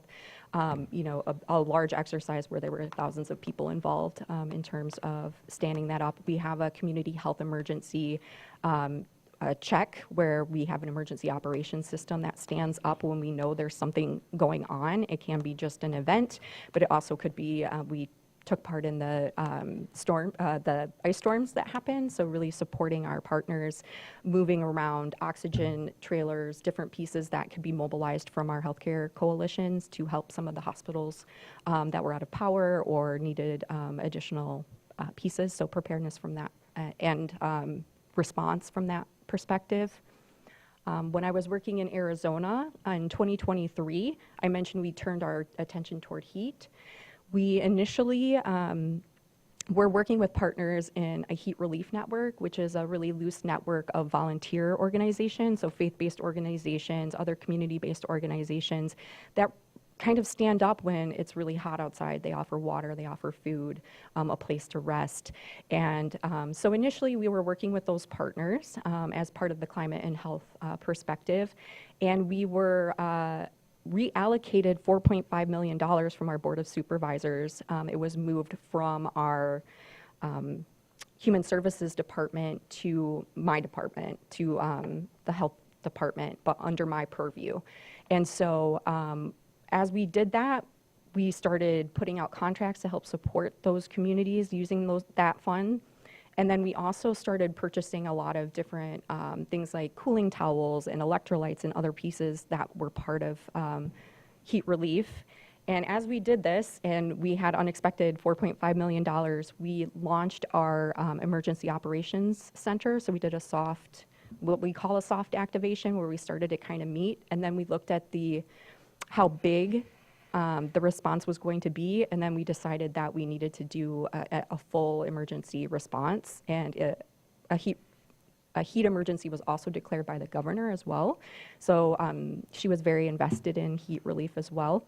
And so we stood up our operations, and that went active through the summer, moving around all of the logistics of moving the supplies, determining who we were going to support, we did, for the first few operational sections, we did daily report outs. We had weekly report outs with our partners that were external to our organization as well, so that they had situational awareness on what we were doing as well. So a different type of emergency response. Thank you. Andrews. Thank you. Good morning. How do you, is Dr. Bell? Yes. Dr. Bell, how do you approach health equity, particularly in rural or underserved populations? Yes, so health equity, we look at everything in public health, or we should be looking at everything through a health equity lens. I think it's really challenging. We know that where you live kind of says how long you're going to live. And so health equity is really important. We have those social determinants of health that we look at. So coming at it from the rural perspective, I grew up in a very rural area of Michigan, actually, and when people say they're from a small town, I laugh because my town was 1,200 people, and some people think 50,000 people is a small town. So I'm really invested in working with rural communities and how we, it's really important how we reach them, because it's often difficult. Here in the city, we have a lot of resources. In rural communities, it's a lot more spread out. So we have to think about how can we reach those communities? What is the best way to reach them? Often there's a mistrust of governmental organizations. So we think about utilizing a trusted member of the community to work with to get our messaging out. So it's really important to work with our partners in those vulnerable communities to understand what their needs are, because they know their needs more than we know their needs. So really understanding from that perspective how we can reach them and what their needs are in those communities. Dr. Bell, let's see, state partnership and compliance, in that purview. How would you work with MDHHS to ensure compliance and secure funding support? Yeah, so it's really important to work with our partners, especially our funding partners. Compliance is really important. It's part of my job that I carry out, funding my healthcare coalitions. So really making sure that that partnership is there, that we understand what the requirements are in order to get funding, and that we comply with them, and that we are on time with those requirements. Again, as a person who's worked in compliance myself, I understand the importance of working with our partners, and a two-way street, right? Having that open dialogue and conversation, and really networking and understanding kind of what the perspective of the state is and what they're interested in terms of whatever project I'm working on, and then conveying, you know, having open and honest conversations like, hey, this maybe isn't working. Is there a different way we could do this? Or just giving general feedback that's constructive to the project itself, and hopefully get some movement. Because I know sometimes we, from the state level, think something is working or something makes sense, and then the community comes back and says, well, that's not exactly how we operate. So I think it's really important to have the two-way conversation and just be on a good level with our state partners. Thank you. Christopher Spence? So this is the second to last question, right? Public communication and misinformation I want to ask you about. How would you communicate complex health information clearly to the public and handle distrust or misinformation during a crisis? Oh, communication is really, really important. In terms of giving complex information, I also worked for the Michigan State Police at one point in time, and I had to go in front of a jury and describe my work, and it's complex scientific work, and so really making that simple, you know, more into layman's terms, more simplistic language, not using a lot of you know, big words, making sure that it's readable at a certain level by everyone is really important. And so that was verbally doing it. With our heat relief, we also had a really large campaign that we were doing. And it's not, I wouldn't say it's as complex of scientific information, but really targeting our vulnerable populations that were really more at risk. So having a consistent message across, but tailoring it specifically to communities that you're trying to reach. So we worked with our public information officer, and we provided them with the language that we wanted, and sometimes they would say, well, maybe you want to tweak it just a little bit and say it this way, because they're the experts in the communication as well. But we really looked at, okay, we utilize different ways of reaching our individuals as well. We know older adult population isn't probably going to use TikTok. They may not be using social media. It may be more radio, it may be more TV, it may be physical newspaper if that still exists in that area. So really doing different modalities of how we make that communication. In terms of heat, we had a really large population of individuals experiencing homelessness, and that was the population we were seeing a lot of outdoor deaths in. More than 50% of our outdoor deaths were happening with that community. And so really looking at how can we reach that community. So doing outreach in some of the encampments that were in the city, utilizing our city partners. Our City of Phoenix was a very close partner that helped us do all of that. And also we made sure our messaging, we would meet with the PIOs of our municipalities that we were funding to make sure we had consistent messaging across the board. We worked with, we set up an Uber private partnership with Uber to provide rides to and from cooling centers for free. We utilized our 211 line to set that up. So really getting the information out on 211. We utilized our partners at the transportation, so our bus system as well as our light rail system to provide audible announcements about heat and safety and things like that. And then also individuals that lived in their homes. One of the main reasons people died from the heat in their homes is they did not have working air conditioning. So that's another one. And RVs and manufactured homes were really big. So we definitely targeted those areas. There was even legislation that ended up happening for manufactured homes where landlords could not tell them they could not put an air conditioner unit in their window because it was ugly or for whatever reason.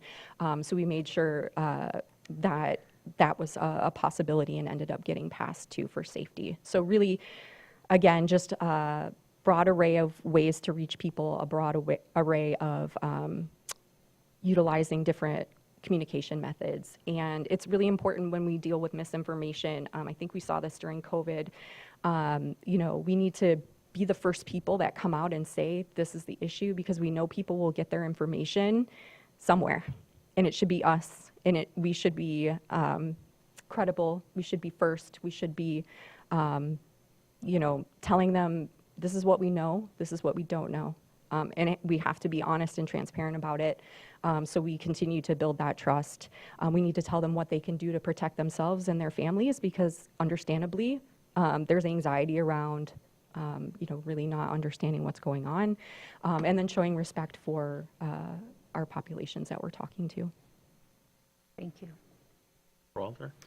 Thanks, Dr. Bell. This is our last scripted question for you.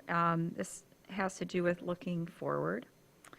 If appointed as health officer, what would be your top priorities for the first 12 months and how would you measure success? I think my top priorities would be really understanding all of the different aspects of what I'm in charge of and what is happening, and really talking to the individual departments and understanding their work and where they see their challenges are, or maybe where they see somewhere that they can improve. And I think really kind of building out from there, understanding where our gaps are and trying to fill those gaps. I think it's really important to, again, be there, be an active listener, because those people are the ones who are carrying out the work and they know what's happening. They're the boots on the ground who know the ins and outs of their job and can explain it to me. And hopefully I can give innovative ideas on how we might be able to improve those processes. So I think that would be my focus, at least in the first probably 60 to 90 days, really understanding all of the different aspects and what we are required and what we are providing and where we are with our budgets and different aspects along those lines. Thank you. Thank you. Yeah, please. I'm curious to how your doctorate of philosophy, how do you weave that with your master's in public health? How has that helped or hindered, or I'm curious about that. Yeah, so it's kind of a weird situation. I was in process of doing my my PhD at University of Michigan, and they had a new certificate in science, technology, and public policy, and it was looking at science for technology and technology for science. And so I started to take public health courses, and I was like, oh, this is actually really what I want to be doing. And weirdly, my mom kind of followed a parallel way of, she's a public health nurse, but also became a preparedness coordinator kind of simultaneously at the same time, which is kind of weird. But that's kind of how I got started. And I think that weaving it in, you're kind of taking those, the data pieces in terms of kind of understanding trends and kind of the epidemiology piece and the scientific piece and blending it with the public health piece. And I think public health really made me look at, we need to be more of a, I don't want to say a storyteller, that sounds maybe negative, but you have to be able to convey your ideas in a way that's not all science. And I think that was a really big, that was really interesting for me in terms of like how to weave that into a narrative that people will understand. And so, yeah, I kind of came about it in a weird way, but I think it gives me the basis of having that scientific and logical understanding of processes. Great, thank you. Any other follow-up questions that you may have? All right, Dr. Bell, then you have an opportunity now to ask questions of us or provide further context that you may have as a way to conclude. I do have a question, but I just want to say that thank you again for this opportunity. I feel like my really varied experience across public health really helps provide me with a strong foundation of being able to work with the broader team, to be innovative, to be supportive, and to continue to keep our community healthy and safe. I know this is one of the healthiest communities in Michigan, so that's really great. I'd love to keep that moving in a positive direction and have a positive impact on the community that I serve. So thank you again for that opportunity.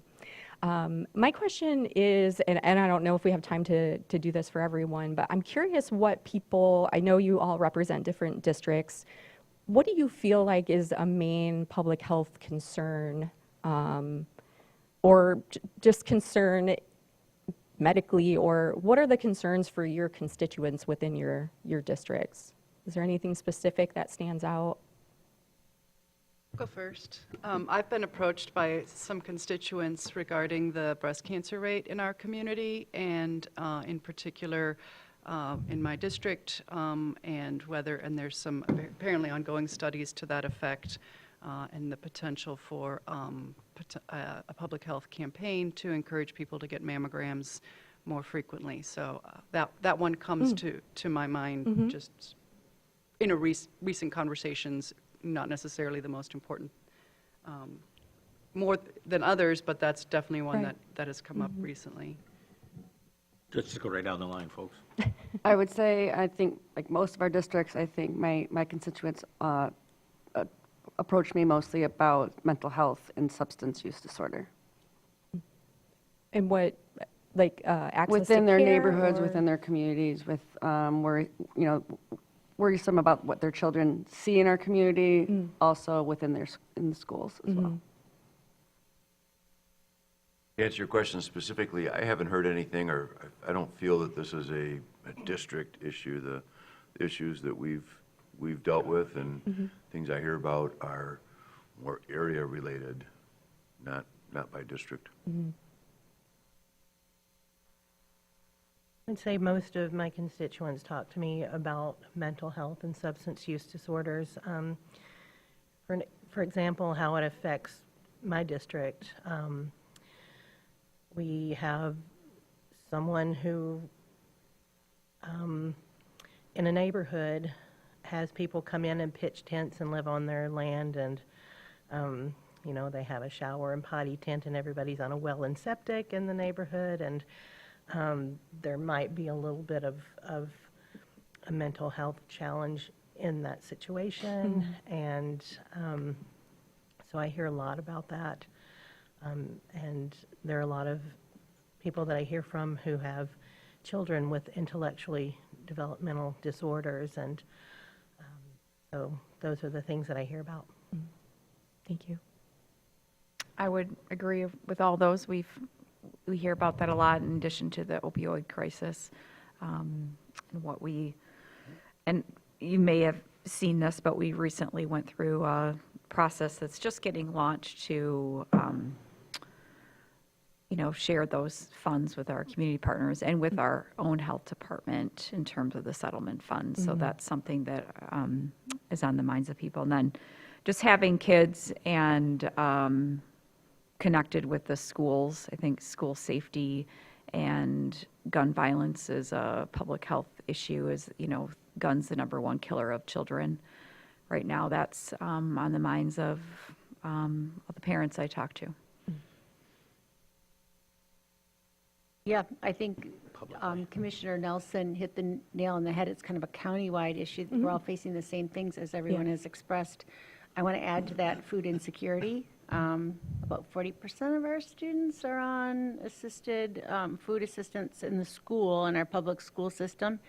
And I see a lot of this on social media, people having a hard time getting access to food right now because of financial issues. And I think that when I think about the children who are in our public school system, I think that that's one thing that they should help so that they can learn efficiently, learn at their best. So I would say food insecurity is something that we don't always hear about in our county, in our districts, but it's out there. And so there currently is not assistance at the schools, or is it kind of like is it like a patchwork in terms of providing breakfast and There lunch? was during, post-COVID, the students all had access to food at the school. It didn't matter. They didn't have to do the paperwork. Now, I believe TCAPS is asking for students to provide paperwork so that they can continue to have access to the food program. October 1st, the funding is ending for that from the state level. So the local districts are trying to figure out Yeah. what they're doing. Yeah, one thing that's actually not on my resume is I did work for the Board of Education here in Michigan for a little while on their more of the adult food support.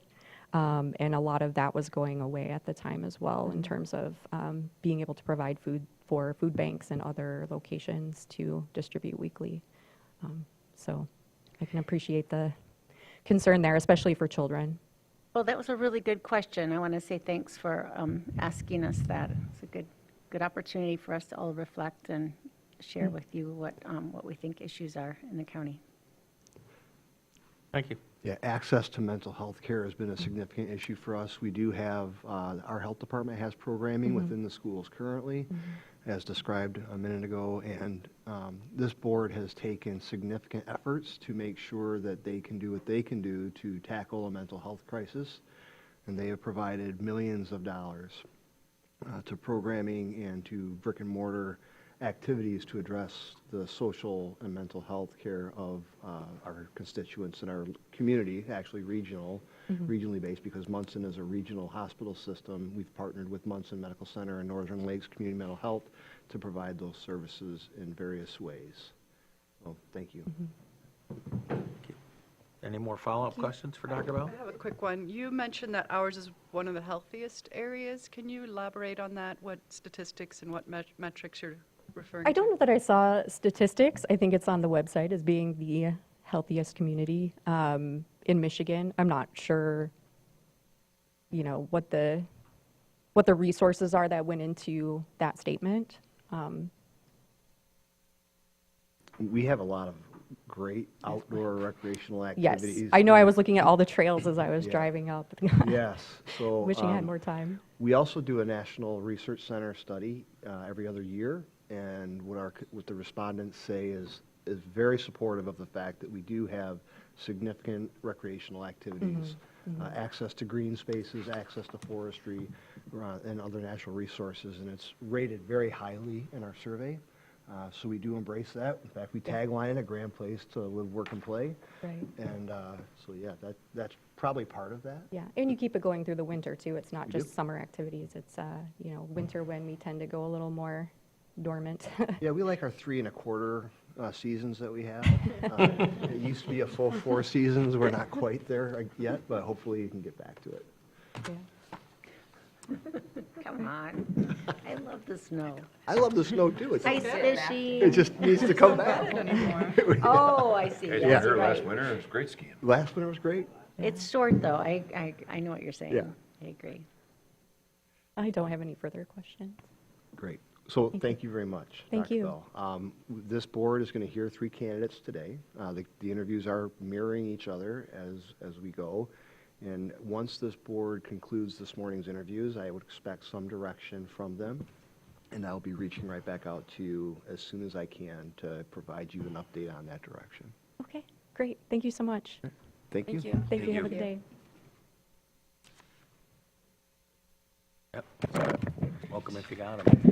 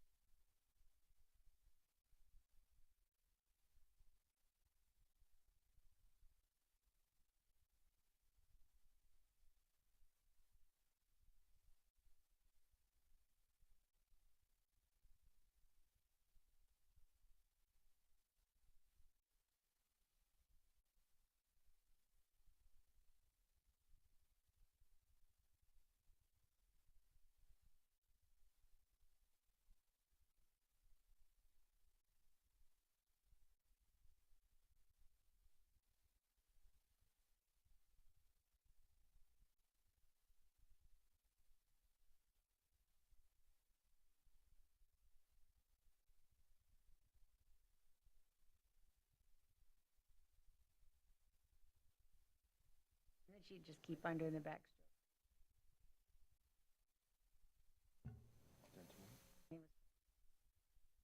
Later.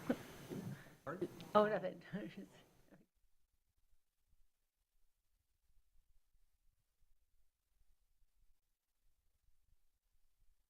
3 3/4 was generous. Yeah.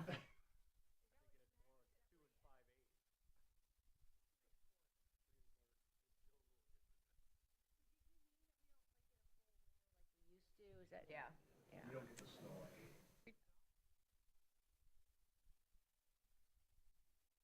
The environment that we fucked up.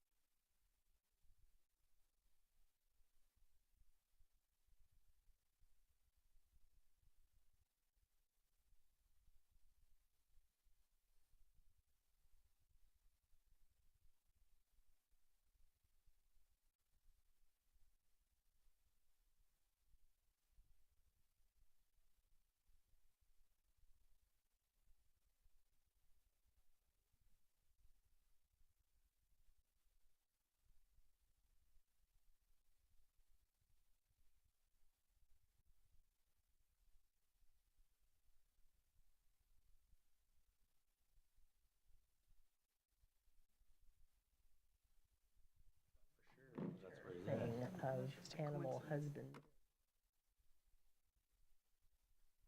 He should be, but he You know.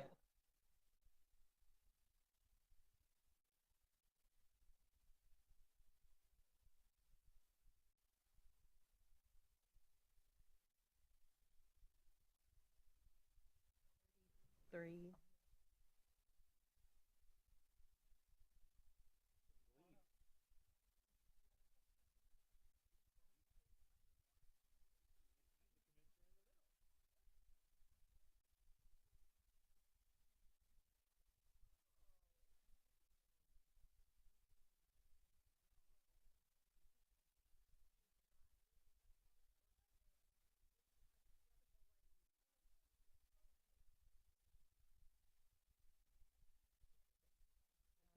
Branch of it and stick it in I don't know tea. what-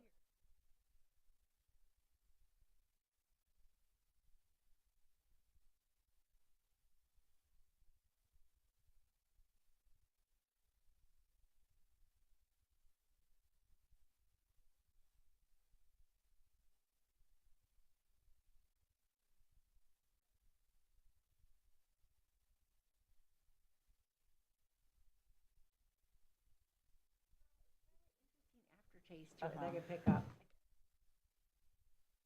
Back in session. I'm gonna try. Yeah, we're gonna go that way.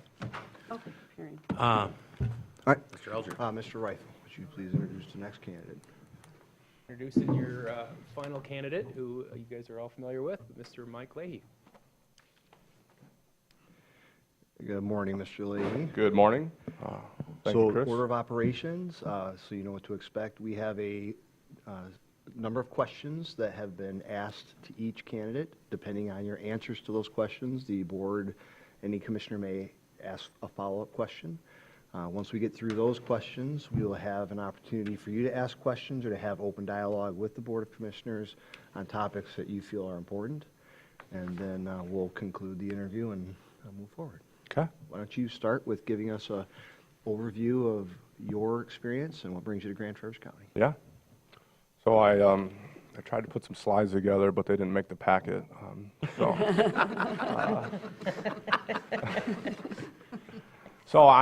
Mike Leahy. I've been with the county here for 13 years. I can talk a little bit about my journey within the organization, but first, resident of Blair Township. I'm a husband and a father to a little 18-month-old guy here. And I am originally from the Chicagoland area, so I can't claim to be born and raised in northern Michigan. But I've been here for working for the health department for 13 years, going on 13 years. I was in undergraduate down in the Chicagoland area.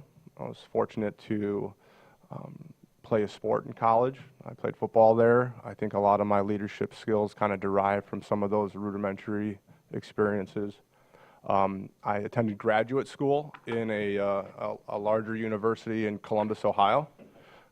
And straight out of graduate school, I had a mentor who spoke highly of the area, originally from the area, and identified an opportunity, and I took it.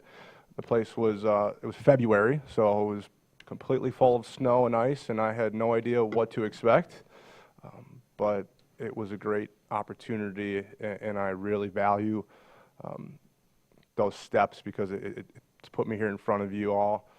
I met my wife in this community, and we've chosen to raise a son here. So kind of who I am, how I got here to in front of you today. I've been with the county for some time with the health department. Like I said, I've had the opportunity to serve in a number of different roles. I think probably in HR I have 4 or 5 different employment sheets. I think my first job title was specialist.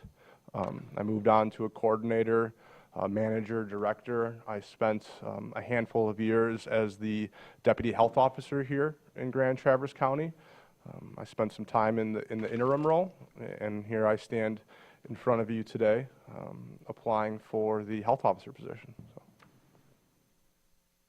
Thank you, Michael. Thank you. So we're going to, Administrator Elger said, we're going to start off with some questions. We're going to change it up a little bit. We started at this end initially, then Commissioner Spence. So I'm going to ask that Commissioner Nelson start with the first question this round, if you would please, sir. Okay. Thanks for being here. Absolutely. What experience do you have working with local boards of health, county commissions, or other governing bodies? And I think that's kind of a gimme question. Kind of. But I can build on it. So I have been fortunate to be in a position to speak with boards for some time. I did so as a deputy for 3 or 4 years. I'm appreciative to those experiences. I think during those years I learned more about what not to do than what to do. I really leveraged those experiences, and then in the last 9 or 10 months I've been in front of this board here for quite some time. I was just doing a little reflecting on the work we've done as a public health department. In 25 thus far, we've had more items in front of this board than 23 and 24 combined. And that came with a lot of learning lessons, a lot of collaboration with other department heads, conversations with you all in administration on how to really handle the business of public health and relate that to this board here to make sure that we're pushing through the needs of the community as it relates to environmental health, community health, and having conversation around where we need to be, where we're coming from, and applying our expertise to that decision-making tree. So we've done some really, I think, impressive things as of late. We passed an on-site wastewater regulation. We've had some great conversation around opioid funding. I think we have a lot of work to do collectively, but I think I've been fortunate to be in the position here at this podium, understanding how those dynamics need to work here in our community. Commissioner Morris. All righty. This is about leadership and team management. So please describe your leadership style and how you would manage a multidisciplinary public health team while maintaining morale during high-stress events. I really think leadership is relationships. I think that the more you can relate with your team, the more you can build trusting teams, the more you can be vulnerable with your teams, the better quality product you get from your teams. I'm more of a we guy, so you hear me say we a lot just because it's not just me. I'm the one here standing speaking on behalf of our department and our public health team, but we have a team of experts and those that I'm asking to understand what our community needs. And I think it's important for leaders to develop safe spaces, trusting spaces, so that your leadership staff can take those vulnerable steps. I talk about failure a lot with our core administrative team at the health department, building an environment as a leader that ensures that failure is okay. As long as we're operating with a clear, conscious mind, with true intentions, fail. I tell that team, our team, we fail every day. I fail every day. I'm fortunate to work in an environment those are learning lessons. So that's a big thing that we're really honing in on as a team, as leadership at the health department. And I think that expanding the leadership table is another important thing. I think we are doing leadership in a different way, and we've expanded what that looks like. Well, we've brought in the actual people managers, program managers to that leadership table. And why we did that is it's our role as the leader, to be building the next rung of leadership. I think as you look at that organizational chart per se, right? Building an environment in which that next group of leaders can make autonomous decisions, fail in front of their teams, building those trusting teams. So that's really kind of my core leadership values. I think a recent example was our core admin team. We had our weekly meeting, and I could tell they were going around. They had something for me, right? And it was something that was on my to-do list, and the to-do list for some of us grow, right? And they took it upon themselves to do the work and present it to me. And I could tell they were a little nervous, right? Like, how's this going to go? But that, I had to hide the smile on my face a little bit because they were being vulnerable. They were taking the next step. They were stepping forward to help me, right? But also say, you've entrusted us with these positions within this department, and this is what we think's best. When I see that team doing that, I know we're clicking as a leader. And then when I see that team doing it to their teams, then we're really clicking as leadership staff. So that's a long answer to a simple question, sorry. Commissioner Walter. Thanks for being here. My question is about resource stewardship. The question is, how would you balance limited resources while ensuring essential services like environmental health, immunizations, and communicable disease control are delivered effectively? You know, we're going through it right now, per se, right? Yesterday I saw the director of Michigan Department of Health and Human Services deliver a memo about the state budget for that department is just shy of $11 billion short of what it looked like in 2025. So adapting, not reacting. I think doing an assessment of ourselves is pertinent as public service providers. I think we're going to be faced with some difficult decisions, and there's a book I read about the infinite game, right? And I'm trying to communicate what our leadership teams that public health is not a finite game, right? We're not here to win or lose the game in a set parameter, right? Advancing the health of our community is an infinite game, and the players change, the rules change, and we have to be able to take all of those things into account and apply them. So to your point, your question, those resources are going to change along the way. We're never going to win public health. We're going to continue to advance it with the resources that we have to do the best for our community. So if that means resources coming in are lighter for 26 than they were for 25, then we have to take a hard look at what are our community needs. What are those life and limb services that we have to provide? And we need to prioritize those, right? Maybe we need to move people around how or what we do those services. But that goes back to building those trusting teams then. As long as your teams have trust in you as a decision maker, and bring in those closest to the work to garner input, you often find yourself making the right decisions. Commissioner Spence? Thank you, Mr. Leahy, for being here. Yep.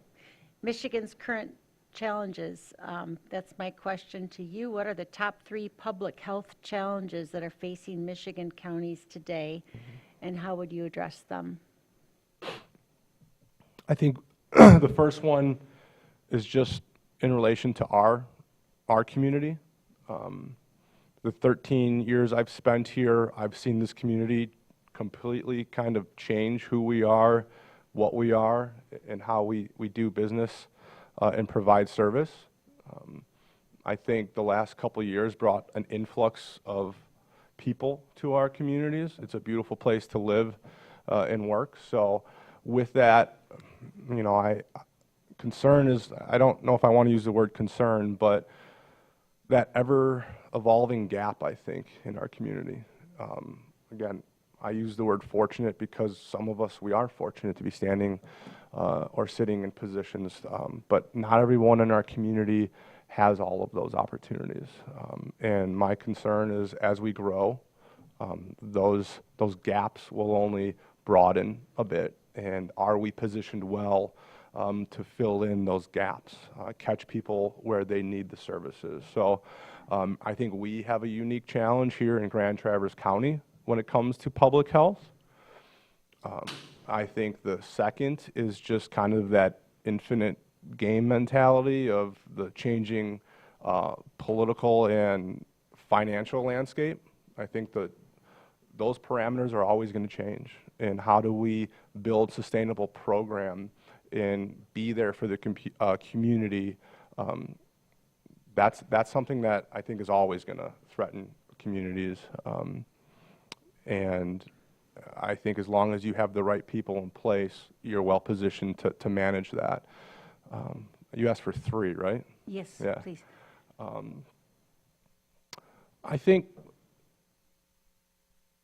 becoming, I think reestablishing credibility and an understanding of what public health is, I think, is a challenge. I think we came out of a pandemic that kind of shook just our country and our communities to the core, right? And I think it's important to not build trusting teams internally within our public health departments, but build trusting teams within our community. Reestablish why we're here, what services we are here to provide. Our mission, our vision is to protect our community, whether it's environmentally or through community health. I think in Grand Traverse County, I think back to we're unique. We are. I say sometimes to staff, people come to Grand Traverse County from our region to live, to be born, to work, to play, and to die. And we have to provide all of those services in between. And reestablishing credibility, reestablishing the position of leadership as a public health department in our community, I take very seriously. And I don't think it's a challenge that ever stops, right? The minute you let up and stop taking steps forward, you lose ground. So. Thanks. Thank you. In the idea of emergency preparedness, Mr. Lee, describe your experience with emergency preparedness and response for events such as pandemics, natural disasters, or contamination incidents. Okay. Well, we did go through a bit of a pandemic in recent years, and you know, taking all the noise out around COVID, I learned a ton during that experience. I think we had a team that we built really a community gathering place, which is kind of ironic, right? Because in COVID, we're trying to isolate and not be close to one another, but yet here we were establishing this community resource that I think we provided an opportunity for 3/4 of our population to walk through those doors. And that started around public health, but really it took off because of the community and the relationships we have, right? I think in this community, we can pick up the phone and call the health system. We can call Munson. We can call emergency services. And we all came to the table and put together what I think was a pretty impressive operation. We had I think we had the governor's office walk through there to just see what that model looked like. We had some state elected officials. In terms of running a safe, sound place in which everyone had an opportunity to access it, I started in emergency preparedness a bit in public health, building for those larger scale events in which take us outside the day-to-day operations. But again, I go back to the support too, right? That wasn't just us as a public health department. We came together early as a community and said this is going to be different. So how do we put together a vision to address it? And I think the important thing and the successful thing that we applied there was we had the day-to-day plans, right? But we also had a vision, like what were we here to do? Like we were receiving a critical resource at that time from the federal government. Not every pharmacy or doctor's office received that. So we had a responsibility to do that effectively. So that vision more so drove the plan. And I think that's important as a leader, is to maintain that vision and understand that plans can change, and building those teams to be comfortable with that. So. Thank you. Mr. Andrews. Thank you. Health equity. How do you approach health equity, particularly in rural or underserved populations? That kind of speaks to one of my concerns I had just about that gap in our community and how easy it is to fall into the gap. As you just drive around the community through all of our townships and our spaces, you can see the gaps, right? And access to care is one of our main values in public health. No wrong door is something that I think hospital systems and public health departments are really working to implement into their foundations of service. So someone walks in for a service but may qualify for another. How do you connect those folks? I think in Grand Traverse, in the Northwest region, we do a really good job at that. We, as local health departments, have taken it a step further outside of just what state it requires us to do, but other programs such as Community Connections, where we're putting community health workers into the field to fill those gaps, catch people, and try to connect them. So I think access to resources, we have a community health needs assessment where transportation and housing are at the top of the list, and that's those factors have direct implications on a person's health and well-being, and a person's health and well-being has direct implications then on our community's health. So I think we have, that's one of my bigger concerns, is just making sure where we are where we need to be just as a service provider. Also, I think it's different for every community. You know, I think sometimes I have heartache about how we're asked to provide services sometimes, and that's more so everything we do is from a federal or a state grant, right? And what works or what's needed in Lansing or Oakland County or the southwest portion of the state may not be the top priority for our community, right? We have to apply our lived experiences in the community to really address what those gaps and those access points are for ourselves. So I think we're really good at following rules in public health, right? The language is there. This is what you need to do with these funds.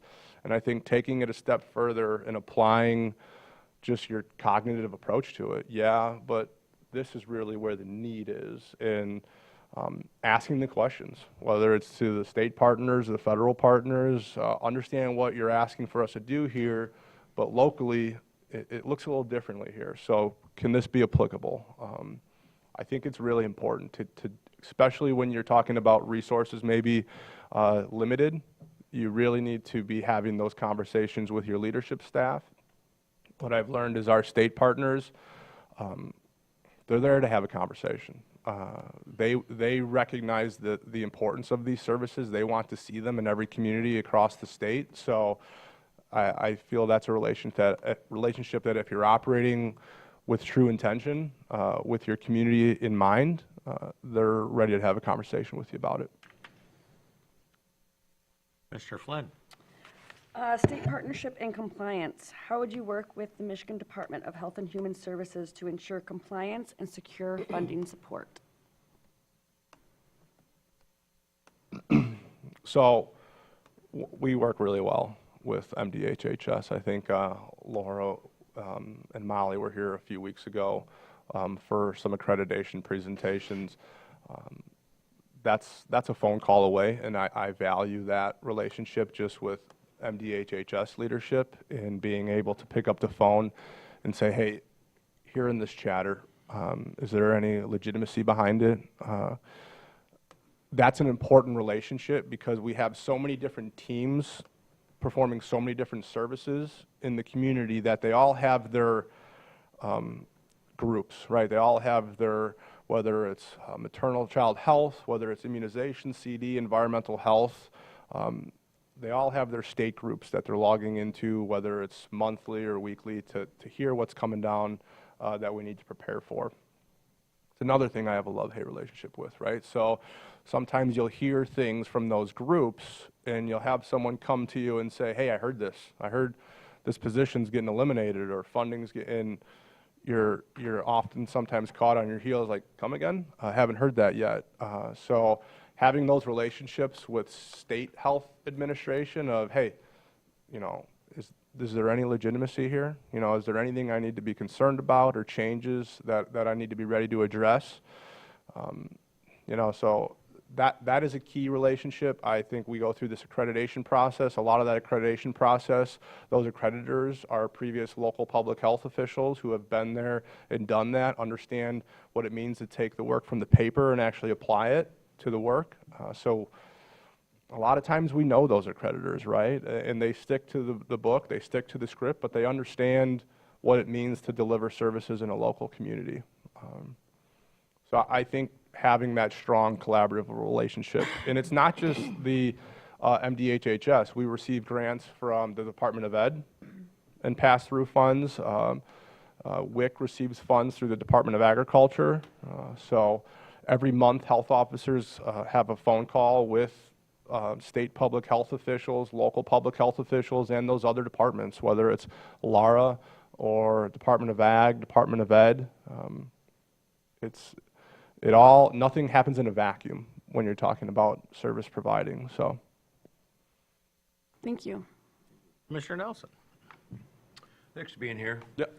How would you communicate complex health information clearly to the public and handle distrust or misinformation during a crisis? I think authenticity in being genuine kind of tackles those mistrust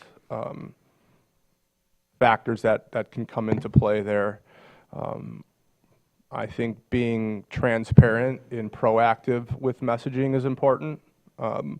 If you say nothing, that information often bounces around in a void chamber, and that's when assumptions or ideas are made, and then now you're responding or reacting to information. So I think having the right leadership staff to have their finger on the pulse so you can sit down and say, where are we at on this? What's going on? Where do you think we need to be?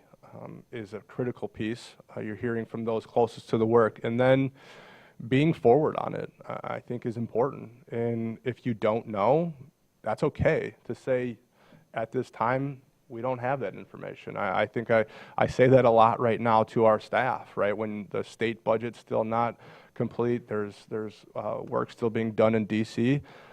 We don't know yet. And I think the more vulnerable and transparent you can be, the more trusted the information is. So,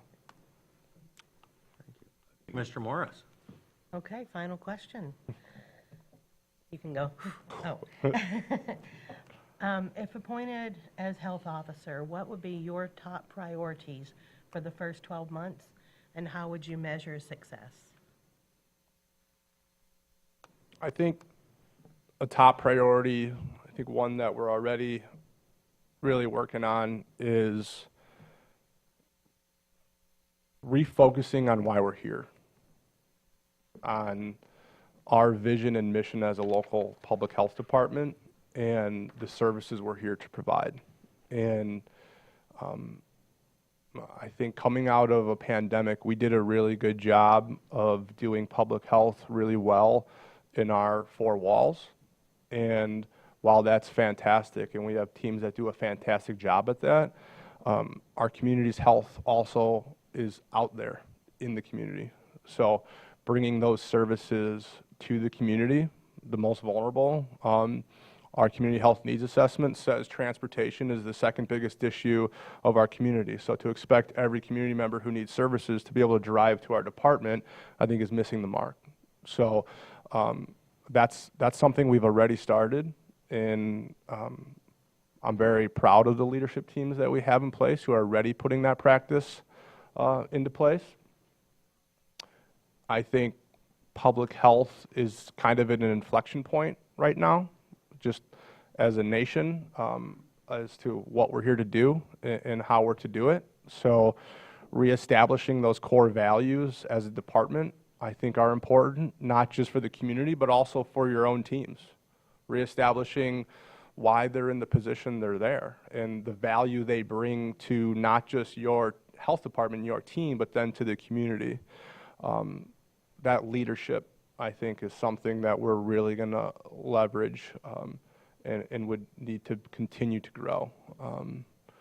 Trying to think what else. I think we've done a really great job of just adjusting the way we do business at the public health department. And I'm a big vision person with our team, so I think of it as a freighter going under the bridge or in the straits or something, and it's a big team, second largest department in the county, second biggest budget, and I don't think we were approaching what was coming at us the right way sometimes. So really, we kind of did stop that ship a bit and turned it around a bit, and now we're filing coal into that big ship now, and we're moving in a different direction. Steamship, whatever ship you may prefer, and it's moving, but it's going to take a strong group of leaders to keep it moving. So, Thank you. Administrator Alger, you want to? Any follow-up questions from the board? I have a quick one. I think you mentioned, and maybe it's somewhere that I missed it, that you started in emergency preparedness. Did I hear you say that correctly? And could you elaborate on that a little further? Yeah. So I think I was lost coming into public health out of grad school. So I'll be a little vulnerable here. I am your resident med school dropout. I thought I wanted to be a primary care provider and save the world that way. And I attended Ohio State University for grad school, and that first year wasn't clicking.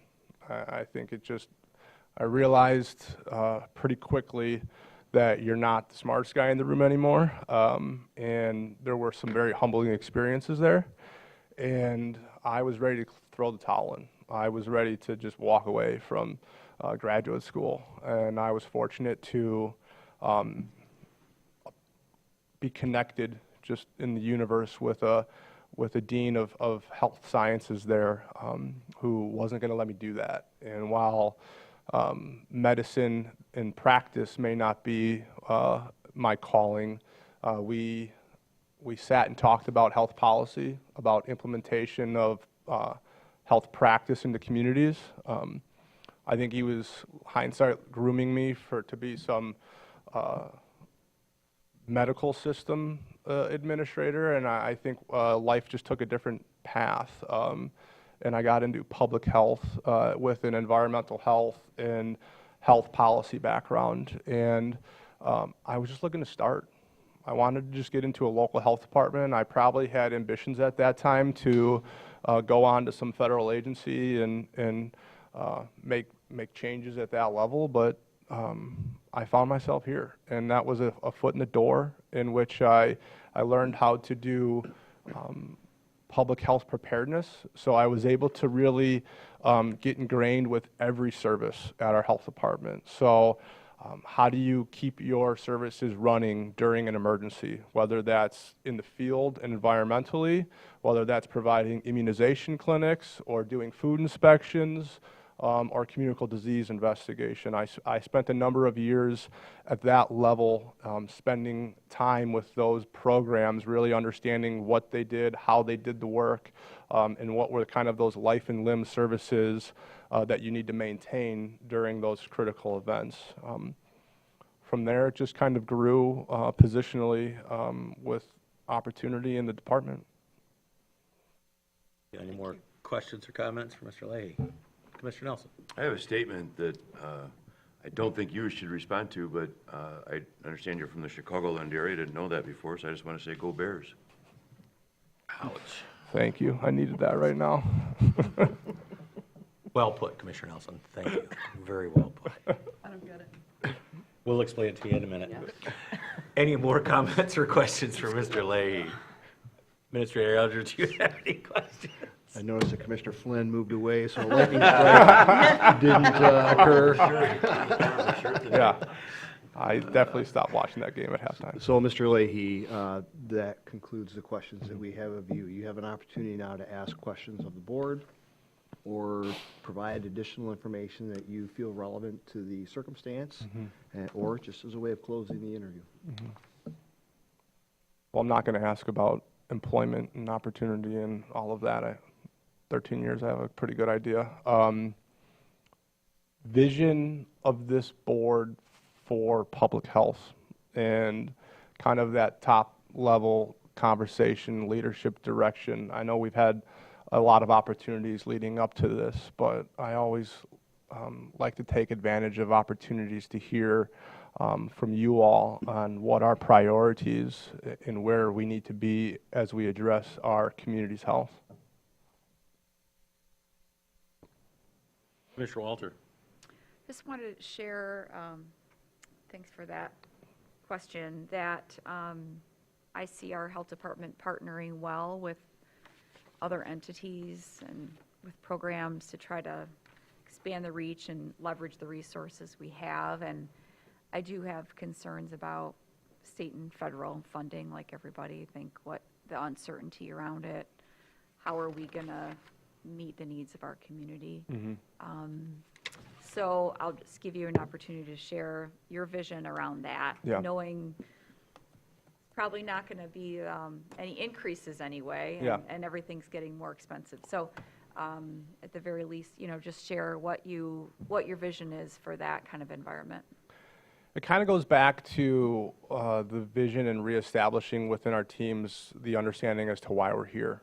I think public health has gone through this previously. I'm learning that things typically tend to be cyclical, right? I think a lot of liquidity was put into systems over the last 5 years or so, and we in public health benefited from that, right? We had a lot of grant dollars to address pressing emerging health threats.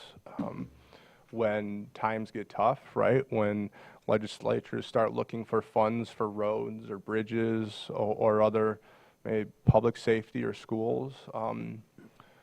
Sometimes as the latest incident of public health gets further and further in the rearview mirror, so too do some of those funding streams, right? And I think that that's when you have to really ensure that your entire team is reminded of the vision of why we're here. I can remember times in public health that we entered and sustained services in climates in which I think we may be in or entering into. That's why I often talk about those life and limb services and doing less with more, or doing more with less, excuse me, not the other way. And yeah, that was a slip right there.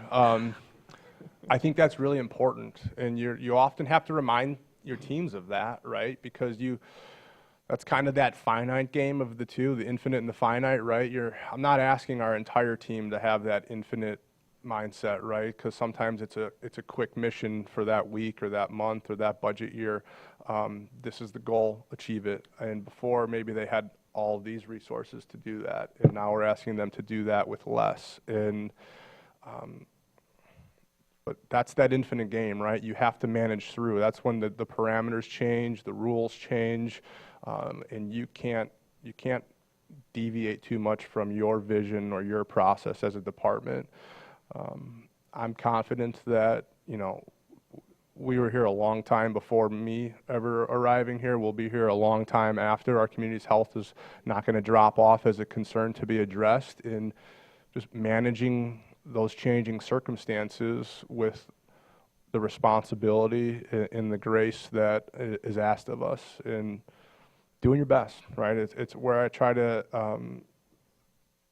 talk about that with our teams. It's okay to fail. If the game changes and we're going to step forward and try something new, I may fail, and we're going to learn lessons from that and then move another direction, and it's okay for you to do the same. So. Mr. Nelson, you had your hand up? Yeah, the question you asked the board as a whole is our focus related to the department that you're applying for. On the Grand Traverse County website, there are 4 current focus areas. The last 2, the first one is support a healthy community, meet the broad physical and mental health needs of the community, and this board has certainly spent a lot of time talking about that, so I think that's one. And then the 4th one is communicate and listen effectively, which I think is a very important role of the health department at the county. So I think as a group, we can certainly say that those are important. Individually, you might have further thoughts on that, but that would be my answer. I think communication from that department is critically important. I think before 2020, a lot of people didn't even know the department existed, and then they were thrust into the public view, and it changed a lot of things. But the lessons we learned from them, I think, are really important. So, Thank you. Anyone else? Commissioner Spence. Yeah, so you manage a staff of 50 to 74 people at any one time. So this is a good question. I've been curious what is important for employee retention in your opinion. Mm-hmm. Can you give me like your top 3? I think I spoke of it earlier, relationships. I challenge myself to have relationships with my direct reports, and not just knowing their birthday, right? Understanding who they are and how their decision-making process takes place. It's a kind of a running joke we have at the department is I sometimes ask the question you've met Brent, right, our EH director, so we'll be discussing something difficult, and I'll ask, what's wrong with your face? And It means I can tell you have an idea or you're sensing that we're heading in the wrong direction. So let me hear it. I need to hear it. So that's that building relationships with your core team so that you can say those things. And you could, it's kind of an icebreaker too, to kill a tense situation, but also you're building a trusting team. So I think relationships is a huge piece, and then I think building trusting teams is the next piece to be successful in building a sustainable organization. And what I mean is trust goes both ways, and you have to build trust if your teams are going to be taking steps forward in advancing a mission.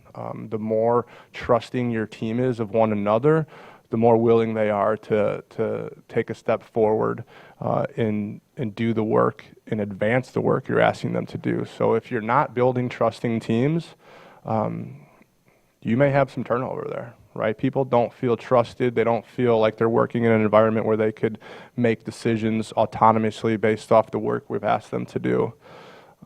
So relationships and trust. And then one I've been learning in, just walking through with some of my peers and mentors is accountability. I think when you have a team of that size,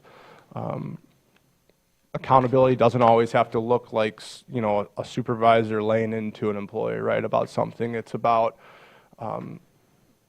holding ourselves accountable to the same expectations that we're asking our team to hold themselves to. And I think accountability is a really important piece to retention. And accountability can be, it's not always a hard conversation.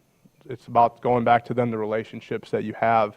I don't think you can really hold someone accountable truly without having some level of relationship with them. But then when you're not holding people accountable or programs or work accountable, you're kind of chipping away at your own vision or mission. I mean, we set a mission, we set a vision for this department, and we're all going to work towards it. And when people aren't held accountable, including myself, towards that, you kind of erode that. You erode that trust. So I think you really have to weave all of those together on a daily basis. And every situation is different. Every team is different. Every employee is different. Thank you. Any more comments or questions for Mr. Leahy? Mr. Leahy, anything to summarize or to finish with? No more questions. I would just kind of thought of this. I just would say thank you. I think we've accomplished some really impressive things as a public health department as of late. And that doesn't happen in a vacuum, right? I talk about the we, right? And in order to be successful in this county as a county department, you have to work well with your peers, right? So whether that's something with human resources or IT or finance or administration or you all, I think the level of support we've had during that time is not missed, and that responsibility isn't taken lightly. I think in positions like this, you sometimes have to make hard decisions, and when you're talking about a community's health, sometimes those hard decisions can live in the fray, right? They're not always the popular decision to make, and there's been a lot of support along the way. I think you have to bring your people in close, be surrounded by the right people to make good decisions. So I think we as a department have felt that, and just thank you to everyone who has provided that support. So, thank you. All right, thank you, Mr. Leahy. All right. We don't have necessarily direction at this point in time, but I do expect some direction by the close of this meeting, so we will be in contact as soon as we know. All right. Thank you for the conversation. Thank you. Thank you. For your time today.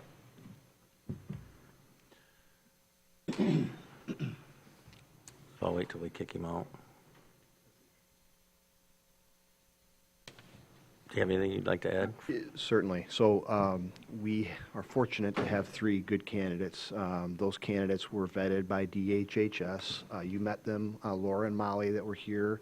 They are actually the 2 that review individual credentials for potential health officers, and so they're eligible for the position, each of them. And fortunately, we have had a good interview. I found something of value in each of those interviews. So there's options that you have.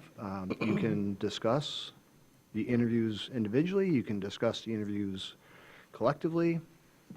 If there is a clear choice, you can make a motion, or you could direct staff to do whatever you would like us to do going forward for the process. Well, I'd like to state, first, to thank Nate and Donna and his staff for all the vetting and all the work that they've done. They were 3 great candidates. They really, really were. I think any one of them would do really, really well. Having said that, in my mind, the clear choice is Mr. Leahy, because Mr. Leahy's already been doing the job. He has the relationships. We have some heavy lifts that we're going to do, and he's already ahead of the curve. Doesn't mean the other 2 people aren't great candidates, because they are. But having said that, I'm going to move to appoint Mike Leahy as the Grand Traverse County Health Officer pursuant to MCL 333.2428, contingent upon their acceptance of this employment offer and fulfillment of all post-employment offer requirements. Do I have a second? So seconded. All right, motion by Seifert, second by Commissioner Morris. Any conversation, discussion? Yeah, I thought our first candidate was just phenomenal. Her resume was beautiful. I think, and she was very articulate, well-spoken. She had a lot to offer. But what I couldn't find was like a sense of why us kind of thing. That's what I was kind of looking for. I mean, if you've heard me talk, you know how important community is to me. And Mr. Leahy, just like you said, is ahead of the curve. He already knows where we're going, and so that sort of made that decision for me. Commissioner Spence, you got yeah, it. You're I getting your mean- hand right up there. Well, I agree with Commissioner Morris a lot. We're facing a $4.6 billion cut with the Michigan Department of Health and Human Services, which is going to be a huge cut to the state, and of course, we're going to feel it. So the one thing that made me look at Ms. Travis with a little more like interest was that she's worked with the state on budget cuts. She's been 13 years with Allegan County, worked through a lot of cost-cutting measures with Allegan County while she was there for 13 years. And she also has, her top 3 challenges to the health department were really strong. She gave really solid examples. Like, there was nothing squishy about her answers. I know, like, I wish that I had asked her why Grand Traverse County. Like, it would have been a really good question, and it would have been a really valuable thing to know. But I do think that some of the things that she hit on, especially with homelessness and a lot of the things that are hitting our county, should be taken into consideration. But I think what really stands out with me is the huge budget cuts that are coming to our county. I think somebody who can navigate that, we need to think about that for the future. Sure. The budget concerns. Anybody else? Comments, questions, concerns? I mean, I'll Commissioner just Flynn? say, I do think we had 3 great candidates, but I just looking ahead in the future, knowing that we have the whole opioid dollars and that process that has been stated, the health department will be taking on this new septic code right around the corner that needs to be handled and moved forward. It's a difficult choice, but we've got heavy lifting to do as well, so. Any more comments, questions, concerns? I mean, like I said, I think they're all fabulous candidates. I'm very pleased that such great people want to work here with us. Commissioner Spence? In my opinion, I think that Mr. Leahy and Ms. Travis were the 2 strongest candidates. I wasn't that impressed with third candidate as much as I was with the other two. There's nothing further. Clerk Shealy, can we have a roll call vote on that, please, on that motion? You want us to state the name of the candidate your motion? I already made a motion. Okay, for Mr. Leahy. that's right, thank you. Oh, you're welcome, sir. All righty. Commissioner Nelson, Yes. Spence, Yes. Walter, Yes. Flynn, Yes. Morris, Yes. Andrews, Yes. Seifert. Yes. Thank you, everyone. And I apologize for not saying this beforehand. Obviously, I was told by our legal counsel how the motion had to be made, so we're legal and good. I just didn't come off the top of my head. So thank you for the direction. I will notify the candidates. Thank you. Thank you. Yeah, thank you. All right, so no items removed from the consent calendar. Departmental items. Forgot. I know we still got a bunch of stuff to do, so I'm guessing none? Just kidding. We have a bunch of stuff. We have a bunch of stuff? We have a bunch of stuff to do. So what we do need to do is there's an explanation that is required. Matt picked up on this and notified us that we need to recess the annual meeting. The apportionment report is not ready, and we are waiting for townships to get to a point that they can provide equalization, the appropriate documentation, so that Mr. Baker can actually complete the apportionment report. He is working with them on that currently. And so he has recommended language for us prior to leaving this meeting that we recess the annual meeting until a given date where we would reconvene the meeting. And I spoke with Mr. Baker this morning, and he thinks that would likely be in the first part of November. You have What's that going language on? right there? Yeah, I was going to ask, what's the annual What's going meeting? on? Why is there such a delay? Their timing, as I understand it from this morning's discussion, the township's calendar and their rotation of meetings is not in line with what we needed. So they're going to be acting, depending on the townships, month to month in September and October to approve what they need to approve to get to Mr. Baker. So it's just a timing issue? Yes, it's a timing issue. You have that language available there? Yes. To send to the clerk? That's right. It's recess the annual meeting. That will be it. And then Yeah. When we reconvene that annual meeting, we will post it as reconvening the reconvened annual meeting. So instead of adjournment, we'll recess. Correct. I'll make that motion. Well, Well- we gotta wait yet, because that'll be the last thing that we do. Yep. Oh, Instead of adjournment, we're gonna recess. So, this is a part of the... yes, it Okay. is. So I got November 5th, our first meeting in November. I You don't, want the next one? I would like to make sure Mr. Baker is comfortable with that date, but that would be our target. If we recess it till November 5th and the report is ready in October, how do we take it off the we can just do We can that? just Put it back on? Put it back on in a regular rotation. Okay. Yeah, so there's manipulation that we can do there Yep. between then and now. There's time. All right, so I'm gonna write down November 5th for the language. And if it's ready ahead of that, we'll certainly bring it.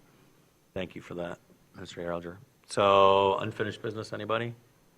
Well, I have a, Or do you have a departmental thing? I just wanted to make sure everyone knows, and you should be seeing some publicity about this. Our Resource Recovery Department, Lydia Goodlow, is pushing out a survey related to the MMPC, Municipal Materials Management Planning Committee, MMPC.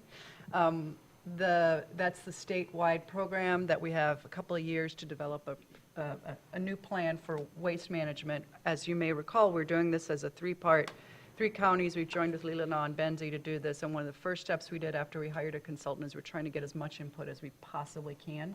So you're going to see both a survey, I think it's out or just came out, for a while. I know we're sort of got survey saturation, but this is an important one. It doesn't take long, and it's about what do you do, what would you do, from composting to recycling to hazardous materials and everything else, so we can get a sense from as much of the communities as we can. There's also going to be one for municipalities, for the department, the townships and jurisdictions within the counties. We have to get approval for our plan from, I think it's 2/3 of the municipalities. So we want to get their input, and we want to introduce it to them. So I'm going to ask, we're going to present some bullet points when you go to your township meeting that you can share when you give your county commission report, for them to take the survey, for them to know what's going on with that plan, for them to know what the point of contact is. We do not want the first time the townships hear about the MMPC plan when we ask them for approval. So we're going to need partnership with all county commissioners to help get that word out directly to the township. So listen for that, and that'll be coming soon. And I'm sure Lydia will maybe even hopefully give us some bullet points in writing for what that is and what to do. Any more departmental reports? That's legit. I just Mr. wanted Flynn? to say it was a lovely employee barbecue yesterday, and it was fun seeing all of you guys being dunked in the dunk tank. And great seeing all the faces of all the county employees that stopped by. Thank you. Anyone else? Were you there when Commissioner Seifert was in the dunk tank? I was. Oh, okay. All right. I missed it. Oh.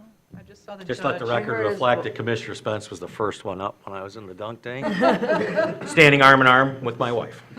Oh, I love it. Where was I? Yeah, it was a great event. We had a lot of positive feedback from most everybody that came. We also asked for suggestions for the next one. And as I've mentioned to this board previously, and I'm very grateful that you took us up on it, because as we tour the buildings and ask, what do you want to see? What do you want to do next? This is one of the things that kept rising to the top. So thank you very much for your support and attendance for those that were able to come, and they want to have more. So, which is good. I think that's a great way to build board employee relationships and that trust and understanding of each role that is certainly required in our environment. Well, you and your staff, and there's too many to name, did a fabulous job, but I'm going to say, Cliff and Donna and Jenny and yourself, and so many kinds of people helped out. You guys did a lot of work, and it was great to see that. And I'm going to shout out to Judge Hamlin for being in the dunk tank before me. And the water was still cold, Judge. So one more, so we have a current discussion ongoing with Benzie County and to a certain degree Leelanau County about the interest of having a joint effort towards animal control in some way, shape, or form. They have an animal control kenneling building that is likely not going to stand up to what the state requires for inspection purposes. We had the same challenge with our kennel. That's why we closed it, and we have a partnership now with Cherryland. That's been great. But Benzie County does have an interest in having a discussion with this board collectively about a joint operation for animal control, specific to kenneling, maybe even more broadly.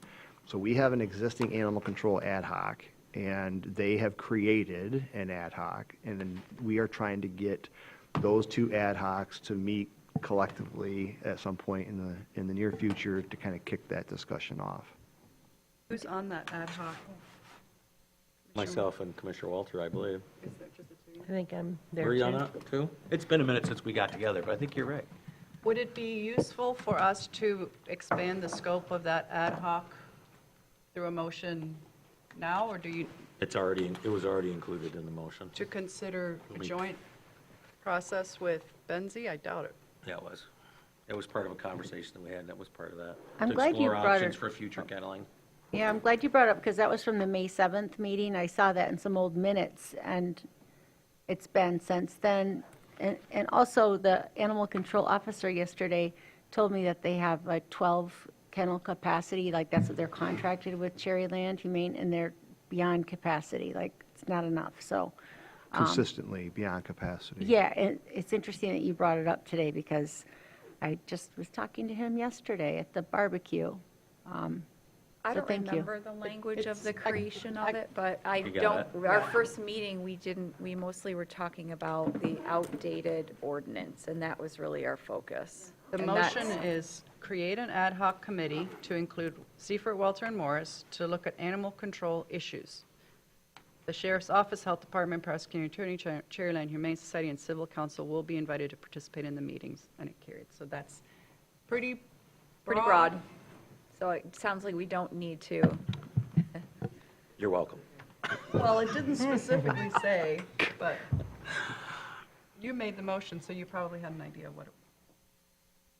Yeah, this is something that. I didn't want to tie our hands to anything in the motion. That's why I made it broad.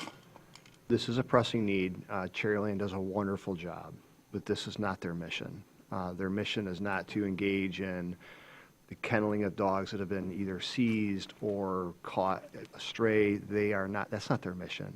They're very good at what they do, but I know they want to get out of that relationship at some point as well. So Didn't we just renew the contract? we did for a year, I believe. Was it for a year? Yeah, we knew this was a challenge, and so as soon as we can get a date between those two ad hocs, I don't think we need everybody from the ad hoc at the first meeting. I think that it would likely be the commissioners, but that's up to you. And we as staff are going to be meeting with Ms. Zeitz ahead of time just to try to understand what's available. Aren't you the chair on that? Beautiful. Thank you for doing that. You didn't realize what you bid on. No, it's good. It's all important stuff. We'll get there. There's a lot for one group to tackle, so. Yeah, there's a lot in that group. It would be good to prioritize. Awesome. Anything else? I will be asking in the future for a resolution of this board if you're interested in having the day-to-day operations of the health department being managed by administration. That is something that we have done on behalf of the board. What we have done is we've reviewed prior motions, and it's just depending on the board and the health officer, that language existed. If you have interest in that, that does not abrogate you of your responsibility to manage and employ a health officer, but it does give the day-to-day operations to administration. So you're saying, although we've had that in the past, we need to renew it because it's not a clear, there's not a clear motion out there that just covers it generally? Yeah, I Okay. think that specific to the health officer, because it is statutorily required that you hire the health officer, I think it should go in concert with that appointment. Okay. Yeah, I'd like to see that. Great, thank you. That's it. Anything else? Do you All need a right. motion for that? No, I got to do second public comment. I didn't No, forget but do this you need time. Do you need a motion to direct you to do that? I will bring it forward. Second public comment. Going once, going twice, 3 times the charm. We are recessed till November 5th. Thank you, everyone. Thank you. Is that do we just? No, we just adjourn. Thank you, Matt. It's one of the So I purviews. sent you the So- voicemail to go along.